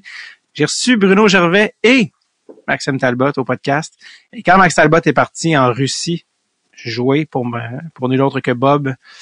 Bruno, il avait dit, là, tu vas jouer pour Bob, mais je te demande juste une chose seulement, d'avoir un dossier dans ton cellulaire, dans les notes, pour prendre toutes les citations que Bob va dire de l'année. S'il te plaît, tu vas comprendre de quoi je parle. Toi, tu as eu Bob comme entraîneur, les citations, les quotes de Bob qui sont marquées. Écoute, je sais pas si j'ai une citation, mais tu sais, coloré, il l'était. Intense, il l'était aussi. Il avait pas encore mis le pied dans la Ligue nationale de hockey. Il était à Hershey, écoute, moi je l'ai eu à Hershey, je l'ai eu au Colorado également. Avec moi, il a été exceptionnel. Tu sais, il a été dur, il a été très dur à mes débuts dans la Ligue américaine, mais avec raison. Puis tu sais, des entraîneurs durs, là, tu vas en rencontrer, tu en rencontres partout à travers ta carrière, à travers les étapes. Puis tu sais, avec Bob, j'ai encore une relation aujourd'hui. Je le texte une fois de temps en temps pour des infos, des gars qui ont joué en Russie. Il me texte pour des infos aussi. Tu sais, moi je l'adore. Puis tu sais, évidemment, à ce moment-là, puis moi, je l'ai eu très, très jeune, hein. Fait que, tu sais, je m'attardais pas à ces choses-là parce que j'étais tellement concentré à vouloir faire une carrière dans la Ligue nationale de hockey. Peu importe, t'écoutes ce qui est demandé, tu le fais, puis...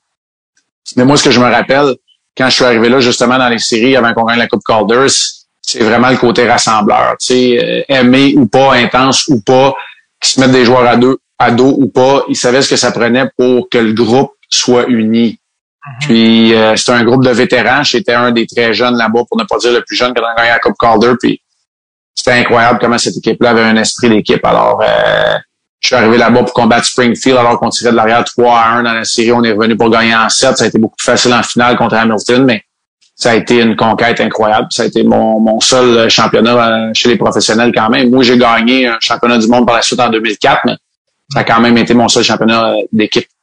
Je veux dire, Bob a gagné dans littéralement chaque ligue où il a coaché. Chacune, oui.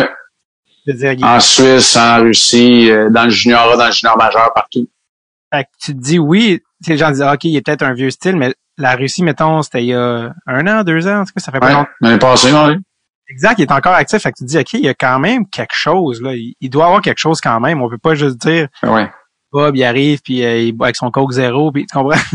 Ben non, puis tu sais, ce qu'il a fait avec Éric Veilleux à Shawi quand ils ont gagné la Coupe Memorial alors qu'ils avaient été éliminés très tôt dans les séries éliminatoires. Je veux pas enlever de crédit à Éric Veilleux, qui a été mon premier roommate d'ailleurs chez les pros, mais tu sais, Bob a eu son mot à dire là-dedans, là, dans la gestion des cataractes. Alors, tu sais, c'est un gagnant, il sait comment.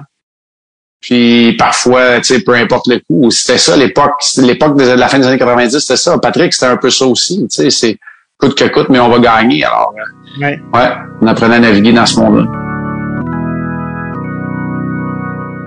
Hallelujah, baby! Woo! Détectez-vous cet enthousiasme incroyable? Oui! Parce qu'aujourd'hui, je ne vous parle pas n'importe quoi, je vous parle du nouveau projet de Producer Tom, de Producer Tom, de Dread Sur Tape, auquel je participe avec excitation. Alors attention, avec excitation, hein? Absolument, on est en train de construire quelque chose qui nous excite vraiment beaucoup, le nouveau projet. On est en train de rassembler tous les gens de la communauté hockey dans le web 3.0, que vous soyez un geek d'hockey, un pooler, quelqu'un de ligue de garage, juste un passionné du sport, c'est votre chance d'être dans le même country club 3.0 que des joueurs de la Ligue nationale, des joueurs présents, des joueurs passés et des gens de tout azimut du monde du hockey. Et ça, c'est parce qu'on est en train de lancer la première collection de hockey, de NFT. You heard it here first! Yeah, baby! Et je sais que le mot NFT est peut-être un des mots les plus gossants au monde. C'est un petit peu comme les gens qui utilisent beaucoup le terme événementiel. C'est à se tirer. Mais, attention, c'est là que c'est différent. On est en train de se lancer la première collection de hockey de NFT et ça s'appelle Lip Sweater. Lip Sweater, Lipsweater, qui est le slang pour moustache. Qui est ironique parce que je ne peux pas en faire pousser, mais c'est pas du tout le sujet de ça aujourd'hui. En effet, c'est une collection NFT et la meilleure manière de réunir tous ces gens-là dans le web 3.0 et ça va se passer dans la collection sort dans pas très longtemps. Je vous avertis, c'est extrêmement excitant parce que tout le design graphique et la direction artistique et d'une équipe absolument extraordinaire, dont le head designer travaille pour Kanye, travaille pour Yeezy, design pour lui des souliers entre autres, tout ça. Donc c'est un loup de hockey absolument badass avec plein de référents. D'ailleurs, venez suivre Lipsweater sur les réseaux sociaux, Lipsweater, je rappelle, sur Instagram, sur Twitter. Venez checker ça et surtout c'est votre chance parce que la collection sort dans pas très longtemps, dans les prochains mois, et c'est votre chance pour réserver votre place tout de suite pour avant que ça sell out. Et ça se passe au lipsweater.io, lipsweater.io. Je répète, lipsweater.io.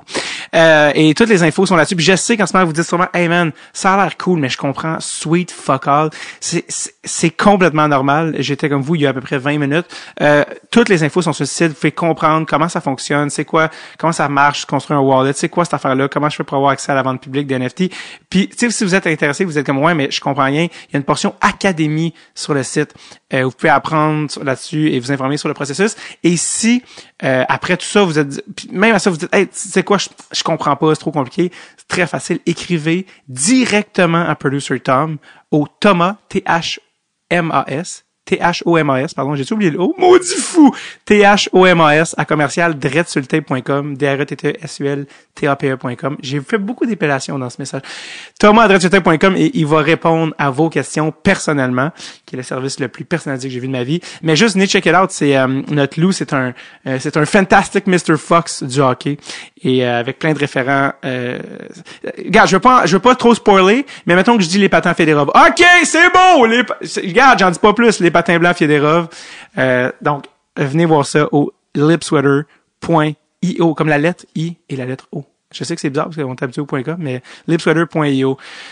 Come check it out, c'est votre chance avant que ce soit sold out. OK, on retourne à l'épisode.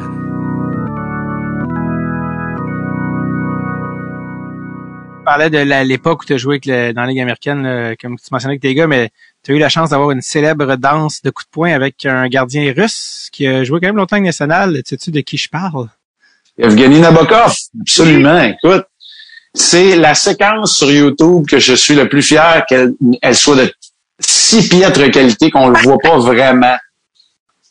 Écoute, Garrett Burnett attaque le dur à cuire, vétéran de la Ligue nationale, Troy Crowder, alors que celui-ci est étendu sur la glace, retenu par des juges de ligne. Burnett lui se libère de son juge de ligne et lui assène un coup de poing de toutes ses forces. Crowder est donc sans connaissance sur la glace, mort de sang, et les deux bancs des deux équipes se sont vidés. Alors, ouais, Nabokov et moi, ça a été une de mes deux bagarres dans la Ligue américaine, là, mémorable. Quelques empoignades, je disais tantôt, mais puis écoute, c'est 0-0 pugiliste que je suis. Tu sais, quand ils disent, là, tu sais, quand tu dis, tiens avec la gauche, frappe avec la droite, mais je peux te dire, la première fois que j'ai reçu une gauche, j'ai dit, un peu, il n'y a plus rien qui marche dans vos affaires, là. Moi, j'ai tenu sa droite, puis c'est la gauche qui est sortie, ça marche pas. Fait que, voilà, mais, ouais. Qui en est sorti, gagnant, perdant? Écoute, de ce bagarre-là, moi, je peux te dire que lorsqu'on s'est arrêté, j'ai demandé à Nabi s'il voulait continuer. Moi, j'étais prêt, puis lui en avait eu assez. Mais je pense pas que ni un ni l'autre en a mangé une. J'étais plus fort physiquement que lui. J'ai eu une autre bagarre contre Tom Askey où j'ai jamais été en mesure d'enlever mon gant. Mon gant qui était bien strappé. Fait que lui, il m'a coupé au-dessus de l'arcade sourcilière avant que je sois capable de le renverser. Fait que, tu sais, je te dirais que celle-là, je l'aurais perdu. Mais je peux pas dire non plus que j'en avais sacré une à Evgeny Nabokov. On en a reparlé peut-être une fois plus tard dans la carrière, mais tu sais, on a à peu près le même âge. Lui a joué peut-être plus souvent, mais on était souvent dans des situations similaires où on jouait à peu près tous les matchs. Lui jouait tous les matchs pour les Sharks, moi je jouais tous les matchs pour les Blue Jackets. Fait qu'on s'est parlé un petit peu quelques fois à travers notre carrière. Je veux aussi qu'on parle de l'Avalanche parce qu'évidemment, c'est tellement d'affaires. Je peux pas croire qu'on avance aussi longtemps tellement qu'il y a de trucs. Tu me diras que tu as des limites de temps. Parce que tu as joué avec l'Avalanche des belles années. Moi, c'est l'Avalanche de mon enfance. Une chance. Ouais. Si ça avait été à Québec en tant que gars de Montréal, j'aurais peut-être détesté cette équipe-là. Mais non, c'est ça qui a mené à ma passion pour Peter Forsberg qui m'a fait aller en Suède le rencontrer. Forsberg, Sakic, peut-être pour même un petit peu plus vieux, le Valérie Kamieński, Sandis Ozolin, chez l'échange de Winnowden. Parle-moi, tantôt tu parlais que tu restais avec Sakic après les pratiques parle-moi de être, pas dire le punching bag, mais en tout cas, le gardien d'entraînement. Ben écoute, il fallait que je me pince parce que j'avais l'impression de participer à un match des étoiles à tous les soirs. Tu sais, petit cul de 23 ans là, qui commence dans la Ligue nationale à temps plein, puis tu viens de les mentionner. Puis là, on n'a même pas parlé que, tu sais, Claude Lemieux, Dave Andreychuk, Raymond Bourque, tu sais, c'est des gars au temps de la renommée, là. Tu sais, c'est Patrick assis à côté de moi. Alors, ça a été incroyable. Ça a été l'école de la vie en même temps que l'apprentissage pour la Ligue nationale de hockey. Puis avec Sakic, c'est pas compliqué. À l'époque, c'était des bâtons. Tu sais, t'avais le manche, il se tient en aluminium, puis t'avais la palette en bois qui s'agençait. Puis tu pouvais avoir des flex, soit dans le manche, soit dans la palette. Puis lui, Sakic décochait pas beaucoup de tirs frappés. C'était presque uniquement des lancers des poignets, même sur réception. Et il voulait essayer différents flex. Il voulait essayer quand il arrivait hors l'aile. Il jouait à la pointe sur le power play. Il voulait essayer d'amener des rondelles au filet. Comment que c'était le mieux. Puis là, me poser des questions. Avec quel bâton tu trouves que ça sort le plus vite? Avec quel bâton tu vois moins bien en rondelle? Avec quel, tu sais? Alors, ça, je trouvais ça intéressant de pouvoir le faire. Puis, écoute, comme je te dis, j'étais l'auxiliaire à Patrick. Je jouais pas, j'ai quand même joué 23 matchs cette année-là, mais l'année complète que j'ai passée, mais j'ai été donc des parties de 3 saisons avec l'Avalanche. Tu sais, quand ça dit, comme tu disais l'autre fois, j'ai joué un match en 96, mais j'ai quand même été là une dizaine. Fait que les autres matchs, t'es gardien auxiliaire, t'es là dans les pratiques. Alors, c'est incroyable. Je présume que ça m'a aidé à m'améliorer. Quand tu fais face à Denmark, Forsberg, Sakic, Kaminski, j'en passe, tu sais, il y avait des joueurs de hockey là-bas, là. Tu sais, Brian Rolston, ça a été un bon joueur de la Ligue nationale, Claude Lemieux. Écoute, j'en passe, puis j'en oublie certainement. C'est quoi la relation avec Patrick? C'est quoi tu sais, Patrick, il a le couteau entre les dents même quand il dort. Quand t'es son backup, c'est quoi l'attitude avec son backup? Il est-tu comme toast-toi? J'ai une job à faire? Tu sais, en plus d'être les deux Québécois, c'était quoi votre relation? Honnêtement, tu sais, puis peut-être parce que Patrick était en fin de carrière, puis près de la fin de sa carrière, puis moi au tout début, il n'y a pas vraiment eu de compétition, tu sais. Moi, c'est pas compliqué. Ils m'ont dit, tu vas jouer une vingtaine de matchs. Je voulais en jouer 21. Tu sais, puis dans ma tête, puis c'était peut-être de la naïveté. Je savais très bien que je jouais avec sinon le meilleur gardien de tous les temps. Mais quand j'avais un départ, c'était moi le numéro 1. Tu sais, je veux dire, quand j'étais devant le but, c'était moi le numéro 1. Puis c'était Patrick qui était mon backup pour ce soir-là. On s'entend, là. J'ai pas la prétention de rien d'autre. Mais écoute, moi, je pense que notre relation était très bonne. C'était pas l'époque des entraîneurs des gardiens qui étaient là à temps plein. En fait, nous, on avait un temps plein parce que c'était Jacques Cloutier, mais Jacques Cloutier, c'était aussi l'entraîneur des défenseurs puis l'entraîneur de tout le monde, tu sais. Fait que, très souvent, on se challengeait, on s'entraînait ensemble, et les éducatifs pour les gardiens, on les faisait ensemble. Puis après ça, moi, je restais plus longtemps, tu sais. Son fils Jonathan, qui a joué dans la Ligue junior majeure du Québec, à l'époque, il commençait à gauler, fait qu'il embarquait des fois avec nous autres aussi, tu sais. Fait que, c'était tout ça. Moi, je pense qu'on a eu une très, très bonne relation. Moi, à ce jour, dans les événements avec junior majeur du Québec, on se serre la main, on jase 2-3 minutes. Tu sais, j'ai énormément de respect pour Patrick. Puis, tu sais, les histoires qu'on a entendues parfois avec les backups à Montréal, puis ces histoires-là, moi, j'ai jamais rien vécu de tel. Toujours eu une très bonne entente. Puis, c'était toujours un peu irréel ou surréel quand j'étais assis au bout du banc, puis que Patrick arrivait puis me demandait, hey, tu trouves-tu que je suis correct à soir, je challenge-tu assez? Ou, je me disais dans ma tête, attends un peu, là. Tu sais, t'as 3 coupes Stanley, 2 centimètres et 3 centimètres, puis tu me demandes un petit cul de 23 ans, voir si tu goals bien. Moi, tout ce que je veux, c'est goaler une coupe de game dans la Ligue nationale, puis essayer de m'en faire une carrière, tu sais. C'était surréel. T'es malade, toi, à 23 ans. Je te trouve ordinaire à maudit à soir, Patrick, les punch. Ouais, c'est ça. Tu l'as pas en toute, Pat. Étais-tu au Colorado pour le passage éclair, même qu'il y en a qui savent même pas qu'il a joué là, mais le passage éclair au Colorado de Théorène Fleury? Écoute, oui, j'étais là, mais je ne faisais pas partie de l'équipe à temps plein. Donc, j'étais là pour les séries. J'étais comme le 3e gardien. J'ai joué des matchs assurément que Théo était dans l'équipe. Alors oui, j'ai joué. C'est une acquisition. Comme Pierre Lacroix le faisait quand même assez souvent. C'était une acquisition à la date limite des transactions pour un joueur d'impact pour essayer de gagner les grands honneurs. Ouais. Ça, si tu me rappelles-moi, ça c'était en 80. Non, c'est pas en 95. Ça, c'est en 98, 99. C'est dans ces eaux-là, oui, parce que c'est pas l'année à Raymond, c'est une année ou deux avant, fait que c'est soit 98 exact. ou 19. Ouais. Exact. Et parlant d'acquisition à la date limite, Raymond Bourque en a parlé souvent, lui il s'était fait dire que c'était presque fait, il s'en allait à Philadelphie, à l'époque où les Bruins avaient la chance de gagner une Coupe Stanley.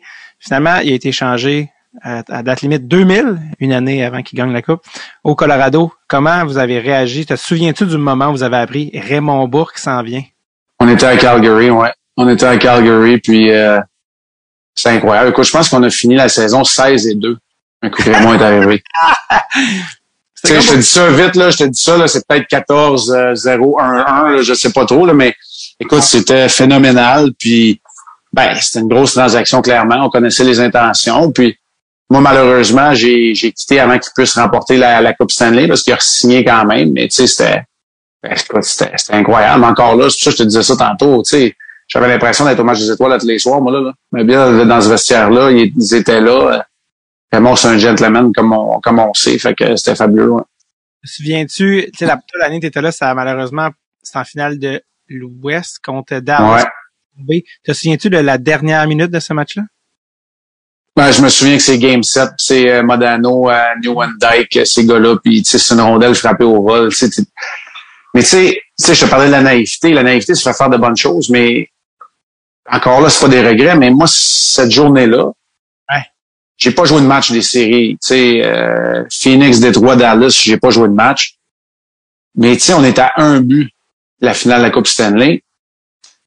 Mais tu sais, moi, je me dis, je vais y aller. Tu sais, je suis arrivé à un match à ma première année complète, à un but à ma première année complète.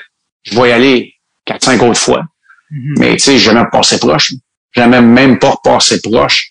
Tu sais, faites les séries une fois que t'aimes pas éliminer en première ronde. Tu sais, je veux dire, c'est terrible, dans le fond, quand tu y penses, mais ouais, mais je me souviens du match. Je peux pas dire que je me souviens de chacun des instants, mais la raison pour que je disais ça, pour que je disais la dernière minute précisément, c'est que Game 7 2000 contre Dallas, vous perdez par un but.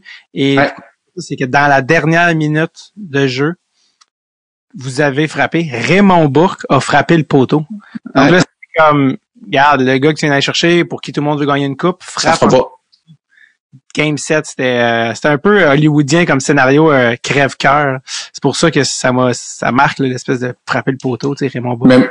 Mais moi, ce que je me rappelle, c'est exactement ce que tu racontes, parce que tu sais, ça avait été un peu apporté dans le monde du hockey, comme quoi c'était la dernière année à Raymond, puis il faisait ça à date limite des transactions, puis après ça, c'était terminé, tu sais. Mm-hmm. Tu sais, l'histoire voudra qu'il signe au Colorado puis qu'il gagne une coupe l'année d'après, fait que c'est tant mieux, mais c'était plus cette déception-là. Ouais, vraiment. Ouais. Puis heureusement, ça a bien fini. Je me souviens encore de cette game-là, comme assis, parlez-moi pas de la game 7 l'année d'après. Mais tu vois, c'est un exemple, tu me demandais tantôt un exemple d'une autre vie. Ouais. Tu vois, là, on en parle, les souvenirs me reviennent. Tu sais, je me rappelle la rondelle frappée au vol, mais je me rappelais pas de cet élément-là. Puis là, tu me le soulignes, puis je me rappelle du désarroi du fait que Raymond, tu sais, c'est à cause de Raymond, on était juste à cause de ça. Là, tu sais, on venait de manquer notre ticket pour la finale de la Coupe Stanley, mais tu vois, tu t'en rappelles mieux que moi parce que toi, tu l'as vécu dans ta vie là actuelle, alors que moi, c'était dans mon autre vie qui n'existe plus aujourd'hui. Tu sais. À la finale 2001, je m'en souviens vraiment être assis et dire à mes parents, me parlez pas de la game. C'est 2000. Ouais.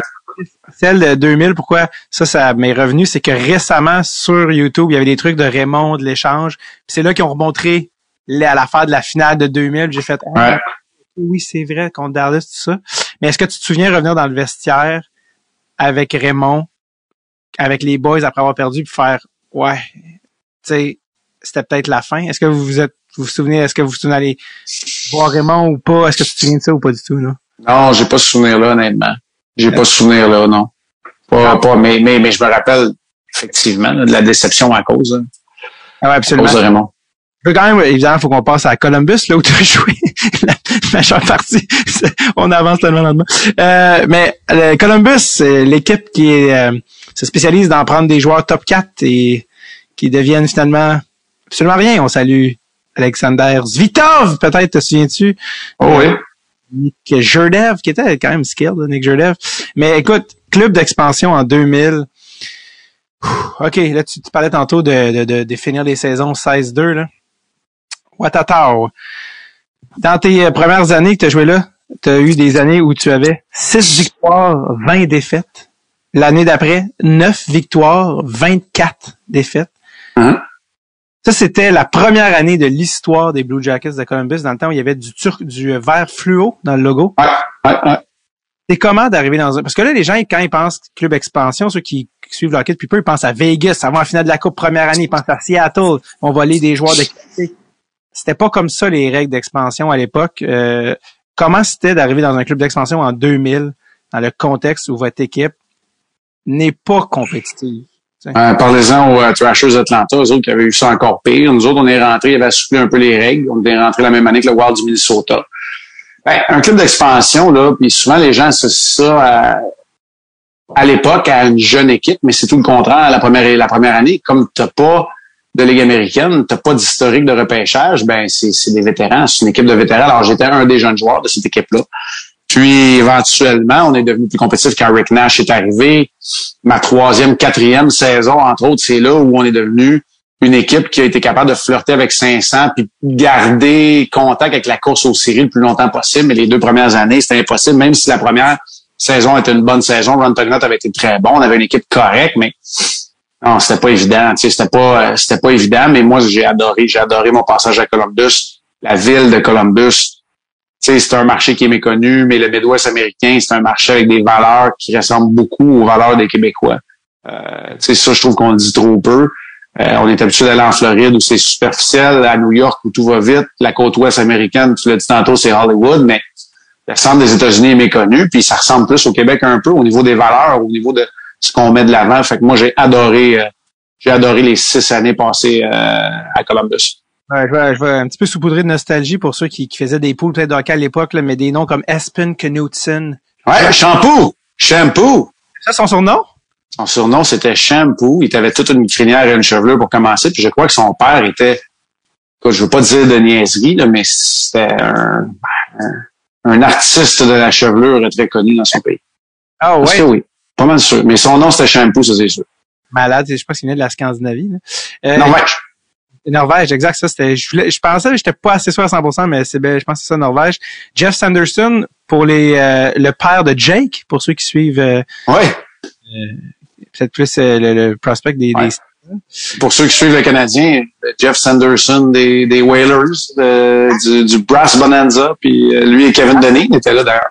Exact. David Viborny, qui m'avait fait beaucoup de points à l'époque dans les poules. David Viborny, qui était une fois le meilleur compteur, là, une année. Vlad Klesla, premier choix de l'histoire des Blue Jackets, défenseur. T'as joué avec Sergei Fedorov? Ouais, j'ai joué avec Sergei Fedorov brièvement, mais j'ai joué avec Sergei Fedorov, ouais. Oui, qui était tout un personnage. Pascal Leclerc m'en avait parlé au podcast. Il y avait un côté rockstar, là, Sergei. Ah oui, côté très rockstar, puis écoute, arrivé avec... il semble qu'il se faisait analyser des échantillons de cheveux pour savoir quoi manger, puis des affaires de même, puis tout, mais tu sais, c'est ça. Des échantillons de cheveux pour savoir quoi manger? Ouais, je pense qu'il faisait analyser. Il fallait qu'il envoie de ses cheveux, mettons, pour faire analyser, pour savoir la composition de ce qu'il mange. Je sais pas, là, je te dis, je participe pas trop à ça, mais il était très rockstar, effectivement, très rockstar, mais moi, je l'ai adoré, puis tu parlais de Nicolas Gerdev. Zi est arrivé avec un traducteur. Un traducteur qui le suivait partout puis qui nous suivait partout. Ça avait pas de bon sens. Mais le traducteur, quand c'était le temps, par exemple, de dire qu'il fallait qu'après un match, il y avait un mal joué puis qu'il allait faire 30 minutes de vélo, là. C'est drôle, le traducteur, il le trouvait pas, il était pas capable de dire en anglais, il prenait sa douche puis il s'en allait, tu sais. Nicolas Gerdev. Nicolas Gerdev qui avait une demi-visière teintée. Un droitier qui était très skilled. Rick Nash, le seul, l'unique, très relax. Parle-moi de la fois où Rick Nash est arrivé à Columbus à 18 ans, en étant le premier choix au total. Incroyable, une super vedette. C'est pas compliqué. Il a gagné le Maurice Richard, il a gagné le Rocket Richard dans un club très ordinaire. Puis, écoute, la façon dont il a été capable, comme vétéran, de devenir un spécialiste de la défensive, parce que les plus jeunes vont peut-être se rappeler de lui dans les équipes nationales, un gars qui tue des punitions, qui joue sur le 3e trio d'équipe Canada, mais c'est un gars qui a marqué. Écoute, lui et Jerome McGinley, je pense, ont partagé le Rocket Richard l'année où il en a marqué 44. T'étais meilleur que moi dans les stats, là. Moi, je m'attends pas trop à ces chiffres-là, mais tu sais, c'est incroyable. Je suis sûr qu'il était peut-être 3 avec Kovalchuk à se le séparer, si ça se peut. Ouais, mais tu sais, je veux dire, c'est pas rien, là. Ouais. On parle de Kovalchuk, McGinley et Rick Nash dans la même phrase. Fait que, ouais, tu le dis très relax. Je pense qu'il avait eu 42 buts et je pense qu'il n'avait pas 60 points. Ouais, ça se peut aussi. C'est sûr que c'était peut-être pas le plus grand fabricant de jeu, mais on va se le dire, il y avait peut-être pas le monde pour jouer avec lui non plus, mais grande portée, toujours bien positionné, un poison autour du filet, puis un gars qui était très relax.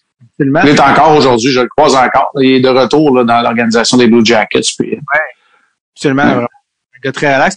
T'as quand même eu la chance d'établir un record de la Ligue nationale quand tu étais à Columbus. Ouais. Parler de ce record-là.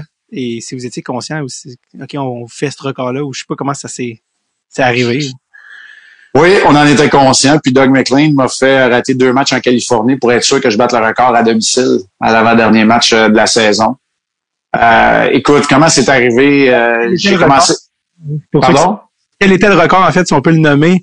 Ouais, c'est le record du plus grand nombre de minutes jouées en une saison. Martin Brodeur l'a battu à nouveau depuis. Là. Aujourd'hui, il se retrouve peut-être au 3e ou au 4e rang, là, ma marque, mais je pense. 511 minutes. Ouais, puis je pense pas que avec la façon dont la tangente s'en va dans le 60-40, là, je suis pas sûr que ça va être battu de sitôt, à moins qu'il y ait le Buck en goal 84 cette année. Il y a Vasilevski aussi qui joue beaucoup, mais il gère un peu mieux. Mais écoute, comment ça s'est passé?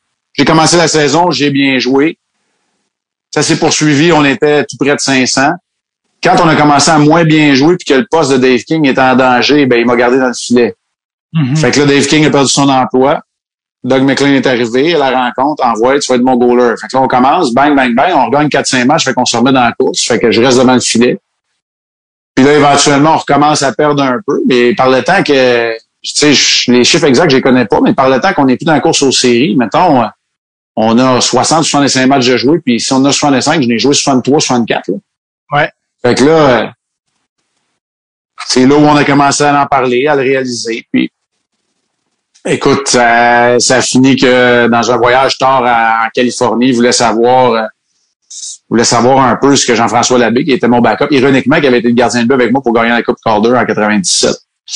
Il était mon backup, puis là, il voulait lui donner quelques matchs. Il voulait lui donner quelques matchs en Californie avant qu'on vienne à la maison pour finir la saison. Puis, écoute, il m'a permis de battre le record à domicile. Je me rappellerai toujours qu'au temps d'arrêt, c'était pas comme aujourd'hui où il y avait des grandes périodes d'arrêt où on pouvait saluer les joueurs. Ben, le juge de ligne avait fait semblant de réparer une craque dans la glace là, pour permettre aux gens de novation debout. Puis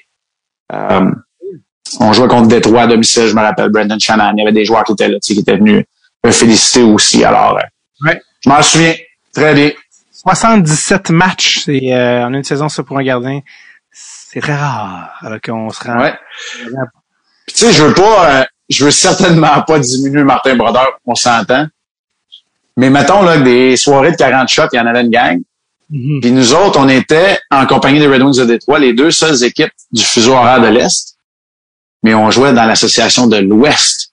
Ouais. Donc, c'était le décalage horaire constamment. C'était les longs vols. On s'en allait en Californie, on revenait, on s'en allait à Dallas, on s'en allait à Vancouver. Alors, ouais, voilà. Mais tu sais, il y a des soirs que j'aurais pas dû jouer, là. Ouais. Il y a des soirs où j'aurais pas dû jouer, là. Je suis pas supposé jouer le deuxième match en 24 heures, mais là, pitch un shutout le premier soir. Finalement, le deuxième, vas-y, t'es dans le net et tu sais.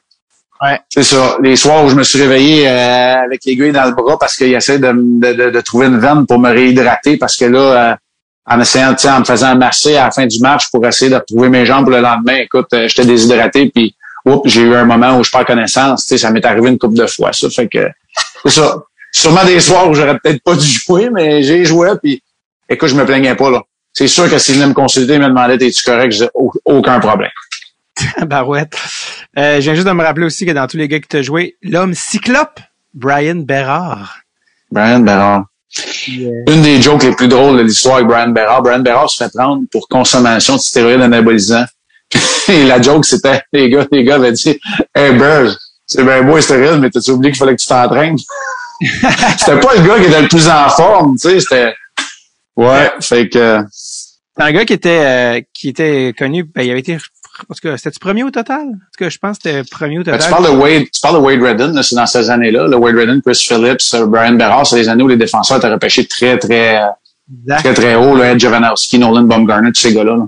Lui avait eu le bâton de Maranossa dans l'œil, puis on pensait que sa carrière était finie, mais non, il a continué à jouer après. Puis tu vois, à Columbus, 32 points en 44 matchs. Tu sais, pour un gars à un œil d'une équipe, tu sais, c'était comme un truc, c'était juste un genre de talent offensif, mais en tout cas, bref. Exact.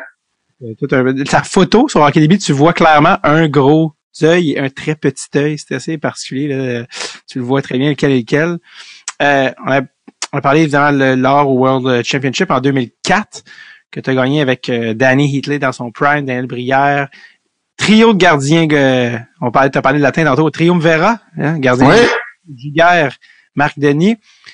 T'étais troisième gardien, mais 2006, là, on passé le lockout, c'est toi qui étais le gardien avec Alex Holt. Vous partagez la tâche, et là, c'est comme si tout d'un coup on change déjà de génération, mais Crosby est sur l'équipe. Il a énormément de points. C'est deux meilleurs compteurs, Crosby-Bergeron, sur cette équipe-là. Fait que t'as joué avec Crosby dans ta carrière, ce qui est quand même pas rien. Ton souvenir d'un très jeune Sidney Crosby? Écoute, en 2006, c'est l'année après les Olympiques où ça a été la débâcle à Turin et il n'y a pas beaucoup de vétérans qui veulent se présenter pour cette équipe-là. Alors, je me rappelle très bien, écoute, Stéphane Robida et moi, on était deux des plus vieux. dans l'équipe, jusqu'à ce que Brendan Shanahan s'amène pour être le capitaine de l'équipe. Puis là, je pense que j'étais le deuxième ou troisième plus vieux de toute l'équipe. Puis j'étais le gardien de but numéro 1. Notre premier trio, c'était Boys avec Bergeron et Crosby. Puis, écoute, ces gars-là avaient, 18, 19 ans. Fait que c'était quand même assez impressionnant. On avait une très, très jeune équipe. Comment ça a été? Ça a été fabuleux. Moi, Sid, je l'ai adoré. Il a été excellent aussi pour nous. Puis, j'ai pas un mot à dire. C'était assez impressionnant. Moi, le plus impressionnant de tout ça, là, c'est qu'on est allé, c'était en Lettonie. Puis, on est allé faire le camp à Minsk. Ouais. Écoute, ils nous donnent une protection, OK? Parce qu'on est au Bélarus, là. C'est on s'entend que c'est pas une démocratie là-bas, mais c'est une dictature. Puis ils nous donnent une protection, puis on sort. On va prendre une bière un soir, puis on sort. Sid est là, puis Sid, tu sais, il faut qu'il le protège. Puis ça a pris 2 secondes à un moment donné, quand il y en a un gars un peu chaud, un gars de Minsk, qui a, il a-tu, tu sais, donné un petit coup d'épaule à Sid ou à un autre gars. Ça a pris 2 secondes. On a vu les gars, c'est pas le KGB là-bas. Là. On a vu les gars des services secrets arriver. Oups, on les avait pas vus de la soirée. C'est comme s'ils étaient tombés du plafond fou pour venir nous protéger. Écoute, je veux pas partir de spéculation. Je sais pas ce qui est arrivé aux gars, mais on l'a pas revu de la soirée. J'ose croire qu'ils l'ont mis dans un taxi puis qu'ils ont dit la soirée est finie, mais on sait jamais. Mais ouais, voilà, mais c'est pas la meilleure histoire sur Sid. Sid a été exceptionnel durant tout le tournoi. On a vécu là-bas en Lettonie. Écoute, on a battu la Lettonie comme 8-0 dans un match où les gens là-bas, l'arbitre Richard Looker s'était fait menacer de mort parce qu'il a le trou de punition à la Lettonie. Puis, tu sais, les fédérations internationales, tu continues de donner des punitions, ça n'avait pas de sens. Alors, j'ai vécu un très beau moment. Je me rappelle de quoi tu parlais quand tu disais, on s'était fait donner une protection. J'ai une protection. Ouais. Ben, tu sais, tu sors pas, tu te promènes pas à Minsk quand tu connais pas ça, puis que t'es un étranger, puis tout. Fait que, tu sais, on avait comme la protection je présume, chez les services secrets ou la garde rapprochée peut-être du dictateur ou du gouvernement là-bas. Je sais pas trop, là. Tu sais, des gardes du corps tout court. Alors, mais, tu sais, on les avait pas vus. C'était comme nos accompagnateurs. Puis, écoute, tu sais, j'ai jamais vu de gun sorti, là. C'est pas ça. L'histoire est pas aussi bonne que ça. Je suis pas dans le Far West. Mais, tu sais, ça fait pas mal film de l'Europe de l'Est des années 90. Le gars un peu chaud qui disparaît, qu'on retrouve son corps à Tchernobyl 2 ans plus tard. Écoute, j'ai pas cherché à savoir il était rentré. J'ai pas posé de questions non plus. Don't ask, don't tell. Exact. Tu conclus ta carrière à Tampa Bay, dans la Ligue nationale de hockey, qui était une vraie petite mine de Québécois. Hein? Vincent Lecavalier, la saison de 52 buts, t'étais là. Ouais. Saint-Louis. J'imagine que tu peux même converser en français avec Dan Boyle, si ça te tentait. Parce qu'il parle. Dan Boyle, ouais. Brad Richards aussi parlait un peu baragouinait le français. Exact, il avait joué à Rimouski. Mais on dirait que à chaque fois qu'on parle de toi à Tampa, la discussion revient toujours à Fac, Marc, comment ça se passait avec Torts? Ouais, écoute, c'est pas compliqué. Je suis arrivé là-bas pour être le gardien de but numéro 1. Ça avait pas été facile pour John Graham l'année d'avant. J'ai quand même été échangé contre un des joueurs favoris aussi de Torts, Frédéric Modine, qui est un excellent joueur de hockey. Un joueur favori là-bas à Tampa tout court. Il avait gagné la Coupe avec eux autres en 2004. Puis, écoute, la première raison, tu sais, à la base, moi, je reviens tout le temps à la même affaire. Si j'avais arrêté plus de rondelles, il n'aurait pas eu de problème avec Torts. Mm-hmm. Le trouble, c'est que, tu sais, tout ce dont j'avais été mis en garde versus Torts, que ce soit par Martin Saint-Louis qui avait été le premier à m'appeler quand j'avais été transigé là-bas ou les autres gars qui le connaissaient un peu plus, tu sais. Moi, j'étais un des gardiens qui était les plus en forme. Fait que ça, c'était pas un problème. Moi, son camp Tortorella, je passais au travers puis j'avais des bons résultats de test. Ma préparation était adéquate, était 100%. J'étais le premier gars dans le gym. Tu sais, fait que moi, là, toutes les autres affaires qui reprochaient à tout le monde, comme à John Graham puis à Nicolas Abiboulin avant, moi, je l'ai pas vécu, ça. Mais ce que j'ai vécu, que j'en revenais pas, c'était de communiquer clairement le manque de confiance qu'il y avait en toi puis te dire que t'as pas de laisse, t'as pas de marge de manœuvre. Ça, j'ai très mal vécu avec ça. Puis quand j'ai commencé à pas arrêter les rondelles, ben là, j'ai commencé à me poser des questions, puis ça a été le début de la fin pour moi. Ouais. L'autre chose avec Torts, puis tu sais, je vais vous faire fi là, ce qu'ils disent en 4 murs de 2 gars qui veulent, tu sais, lui qui veut gagner, puis moi qui veux gauler, puis tu sais, ça, je ferai fi de ça, mais moi, après la saison, la saison de misère, où là, il me dit, on va repartir l'année prochaine au camp sur des bases solides, c'est-à-dire, on va recommencer sur un tableau blanc, ben, c'était de la bullshit. Parce que c'est moi qui ai connu le meilleur camp. J'ai clairement été le meilleur gardien au camp suivant. Et lui a jamais voulu faire de moi le gardien de but partant. Fait qu'il m'a jamais utilisé de la bonne façon la deuxième année. Mais je le redis. Tu sais, moi, c'est dans le miroir en premier. J'ai arrêté pas un ballon de plage un moment donné. Fait que, tu sais, quand tu fais les arrêts après ça, t'as les arguments. Quand tu les fais pas, ben, c'est ça. C'est ce qui est arrivé. C'est sûr qu'il n'a rien fait pour m'aider, mais en même temps, c'était à moi de trouver le moyen, puis j'ai pas été capable de le trouver. Là, tu te dis, ça me fait penser quand tu dis que j'étais pas capable d'arrêter un ballon de plage. C'est sûr que tu as vu ça, puis je sais très bien que c'est ça de quoi je parle. Ça a été un peu, on va pas dire viral, c'est exagéré, mais ça circulait sur le web. Quand il y a eu un extrait d'une télé, d'une game anglophone, puis là, il y a une rondelle qui était dans ta direction, puis le commentateur a fait une joke de quelque chose de... En tout cas, ça lui est passé five-hole en référence. Ben oui. Oui, t'as vu ça passer? Ben oui, c'est Bobby Dallas, ça, en plus. C'est qui, ce gars? Bobby Dallas, c'était l'analyse des matchs au réseau anglophone de la radio. On voyageait ensemble une fois de temps en temps, puis je pense qu'il faisait le match à TSN ce soir-là, puis oui, je le connaissais bien, ça, j'en reviens pas qu'il ait dit ça. Et qui t'a envoyé l'extrait? Comment t'as su que ça? Ou... Ben, j'ai quelqu'un qui me l'avait dit. Je présume d'un jour qui ont suivi, là. Ouais. Et tu l'avais-tu mal pris? Comment t'avais pris ça? Non, pas. Je me prends pas au sérieux 2 secondes, moi. Ok. Non, ça m'avait pas dérangé, mais pas dérangé du tout. Tu y as pas écrit ou rien, là? Non. J'ai pas écrit, j'en voulais pas. Tout était parfait, mais écoute, c'était gratuit un peu, ça. C'était comme une phase de, hey, c'était pas fin, ça.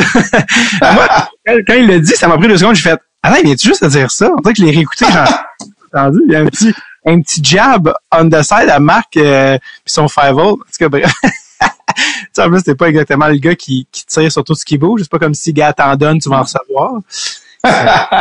D'ailleurs, parlant de cardiaque, quand t'étais à Tampa, t'as connu un jeune Mike Smith qui, côté maniement de rondelle, était quand même assez exceptionnel. C'est quoi ton souvenir du jeune Mike Smith, quand même? Écoute, tu sais, dans le fond, Mike Smith a été acquis pour éventuellement venir me remplacer parce que moi, j'avais pas fait la job. Fait que, tu sais, moi, j'ai été beaucoup dans les mineurs à la fin de cette saison-là. Fait que je l'ai très, très peu connu. Okay. J'ai connu quand j'ai fait l'objet de rappel, j'ai passé au balotage à moitié prix à l'époque pour essayer qu'une autre équipe me récupère. Fait que, tu sais, j'étais surtout à Norfolk, je suis venu pour un match ou 2, j'étais sur le banc. Fait que la relation était un peu bizarre. Ça a été un peu bizarre, comme avec Carrie Rameau, comme avec Johan Holmqvist aussi, avec qui pourtant je m'entendais très bien. Parce que là, en tout cas, cette partie-là ne nous appartenait pas. Ça a vraiment été créé par l'organisation, par Tortorella, entre autres. Ça a été une situation qui était très, très bizarre. Fait que c'est sûr que moi, quand j'arrivais là-bas, j'avais pas le goût de faire la grosse façon à Mike Smith. Mais c'est un gars qui est très compétitif. C'est un gars qui joue encore plus la rondelle, je pense, qu'aujourd'hui, à l'époque, quand il était très jeune. Puis c'est un gars qui roule encore sa base dans la Ligue nationale de hockey. Fait que, tu sais, maintenant, est-ce que la situation devant le filet des Oilers, c'est la meilleure? Non, mais tu sais, il mérite amplement. Non, mais il mérite son poste encore dans la Ligue nationale de hockey. On l'a vu la saison dernière. Il y a eu une très bonne saison. Les médailles d'or olympiques, Mike, mine de rien, il était 3e gardien sur une des équipes. Comme gars de Montréal, qui a commencé à jouer à Montréal, de conclure toutes ces plus que 2 décennies, 3 décennies de hockey, de re-signer avec l'organisation du Canadien, c'était, tu sais, il y a comme un petit côté scénario hollywoodien de dire, regarde, on va finir avec la petite boucle. C'était-tu prémédité en sachant que c'était la fin pour toi, ou c'était dans l'espoir de revenir dans la Ligue nationale? Qu'est-ce qui t'a motivé à signer avec l'organisation du Canadien? C'était pas prémédité que c'était la fin. Quand Bob Gainey et Julien Brisebois m'ont appelé la première journée où je suis devenu agent libre sans restriction pour la première fois de ma carrière, à cause du rachat de mon contrat de Tampa, ils m'ont donné 48 heures, ils m'ont donné quelques jours si j'avais une offre d'un contrat à sens unique, à un seul volet, mais j'avais déjà dit avec ma femme que s'il y en avait pas, puis on pensait pas qu'elle allait en avoir à ce moment-là, que j'allais signer l'entente parce que c'était la première équipe qui avait manifesté de l'intérêt. Je savais qu'il y avait 2 jeunes gardiens de but d'avenir en Price et à Halak. J'essayais pas de m'acheter une carrière de 10 ans à Montréal. Je connaissais mon rôle, j'étais prêt à le faire. Puis tu sais, j'avais un peu l'étiquette du gars qui goalait 76 games par année. Fait que tu sais, j'étais numéro 1 ou rien. Ce qui était pas vrai, ce qui était plus vrai. Parce que tu sais, même quand je suis retourné dans la Ligue américaine, je jouais pas mal de temps, que ce soit à Norfolk ou à Hamilton. Bref, fait que j'étais prêt à le faire. Je voulais le faire avec Roland Melançon, avec un entraîneur des gardiens que c'est rien contre Jeffrey, ça qui était mon entraîneur des gardiens avec Tampa, mais ça n'a pas fonctionné. Tu sais, fait que je voulais un gars qui allait me remettre sur le droit chemin, sur la traque. Et puis finalement, écoute, ça s'est avéré de mon dernier arrêt, puis ça m'a permis de finir en paix un peu avec le hockey. Puis tu sais, on pourrait parler de la fin, mais Ensuite, après ma saison à Montréal, mais tu sais, Julien Brisebois m'a traité avec énormément de respect. Idem avec Bob Gainey. J'aurais aimé jouer plus de matchs. Il est arrivé une couple de fois où j'étais à Montréal où on me disait tu vas peut-être avoir le prochain départ. Finalement, je l'avais pas. C'est correct, j'ai pas d'amertume du tout. Puis je pense que ma dernière saison dans l'organisation du Canadien à Hamilton, même si j'étais loin de ma famille, puis j'ai trouvé ça très, très tough, ça m'a permis d'être en paix avec le monde du hockey. Parce que sinon, là, j'aurais été très amer. Je vais te le dire, là, j'ai été amer après mon passage dans l'organisation de Tampa. Tu as quand même joué ton dernier match en Ligue nationale à Montréal, ce qui est pas rien. Ouais. Après avoir joué le premier, entre guillemets, là, qui était pas officiel, mais au Forum, de terminer le dernier dans l'uniforme du Canadien.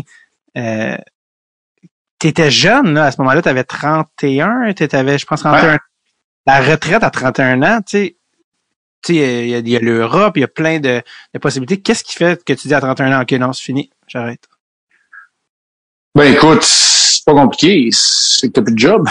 On va se le dire, là, c'est ça la réalité. Tu sais, j'ai passé très près de signer à Toronto. L'organisation, François Allaire voulait m'avoir à Toronto. Finalement, je pense que c'est Brian Burke qui était encore là, qui avait choisi Joey McDonald. Il y a, tu sais, il y a des joueurs, il y a des goalers comme Wade Doublewich qui est revenu d'Europe pour signer des contrats à 2 volets. Je voulais un contrat à 1 volet. Puis j'ai refusé après ça une invitation à un camp. Je pense que c'était c'était à Détroit, entre autres. Ken Holland voulait m'inviter. Je voulais avoir un contrat. Je voulais pas faire le même manège que j'avais fait à ma famille l'année précédente. À Toronto, j'aurais peut-être accepté. En fait, j'aurais accepté un contrat à 2 volets parce que l'équipe de la Ligue américaine et l'équipe de la Ligue nationale sont dans la même ville. J'étais prêt à faire face à cette situation-là, mais c'est correct. Tu sais, quand t'as pu, c'est pas compliqué. Tu sais, Dave Reid m'avait déjà dit, raconte cette histoire-là souvent, mais je trouve qu'elle est tellement bonne. Dave Reid est en fin de carrière. Moi, je suis au début de carrière. On est des joueurs extra au Colorado. Puis, un matin, on s'installe. Il y a une conférence de presse à la TV d'un joueur de football qui prend sa retraite. Il me tape un peu puis il dit, tu sais, que il y a des bonnes chances que tout le monde ne fasse jamais de conférence de presse pour annoncer notre retraite. C'est tellement la vraie. Tu sais, je veux dire, il n'y a pas beaucoup de gars comme Patrick, mettons, qui font une annonce pour dire qu'ils prennent leur retraite. C'est nous autres, on se fait tasser. C'est un peu ce qui m'est arrivé. Puis, c'est comme ça qu'à finalement, à 31 ans, la retraite du hockey est arrivée.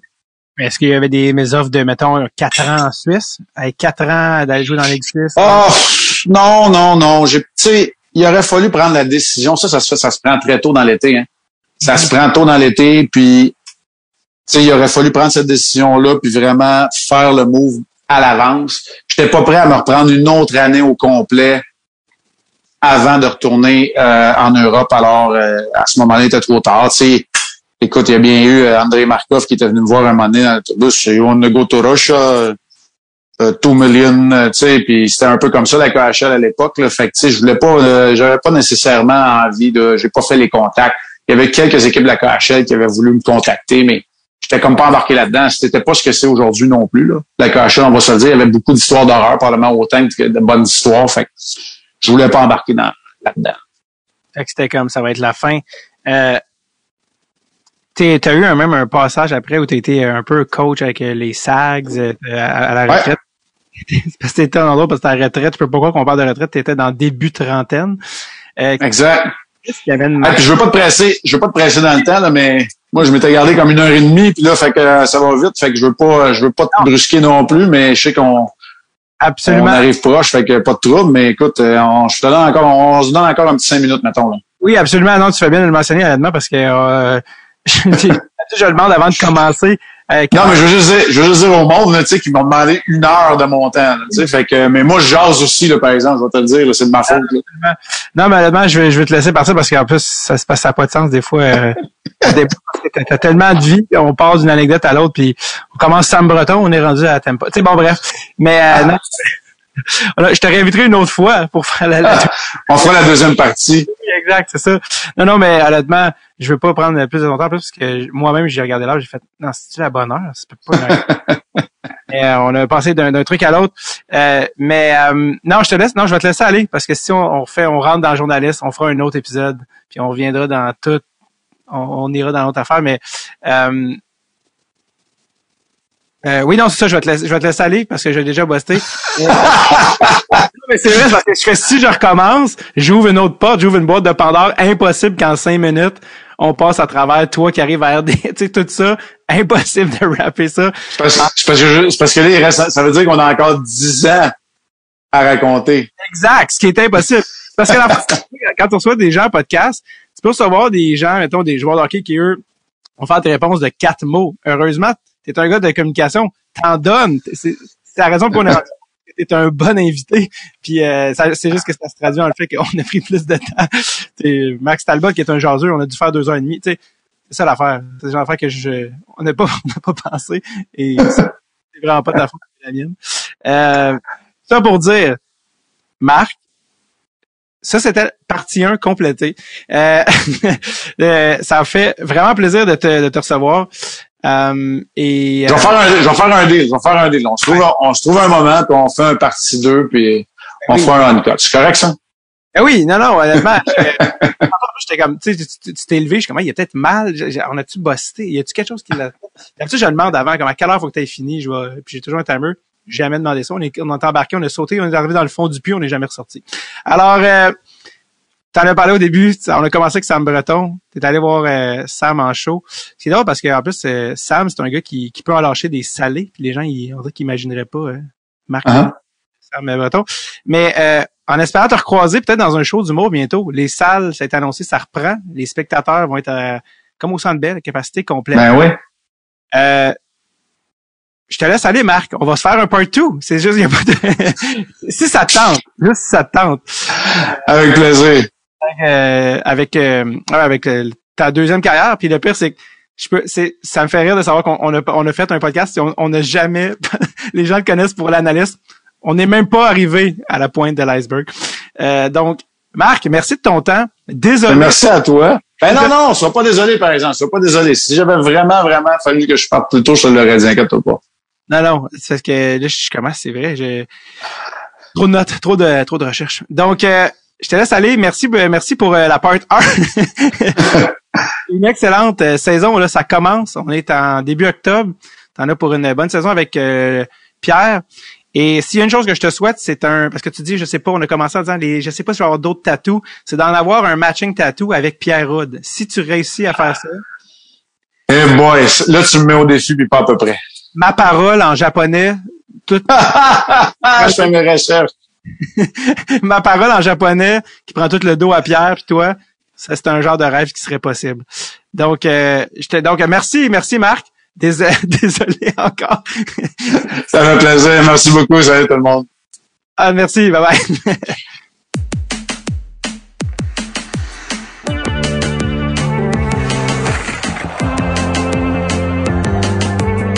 Merci à Marc Denis, mon Dieu, vous me voyez à la fin.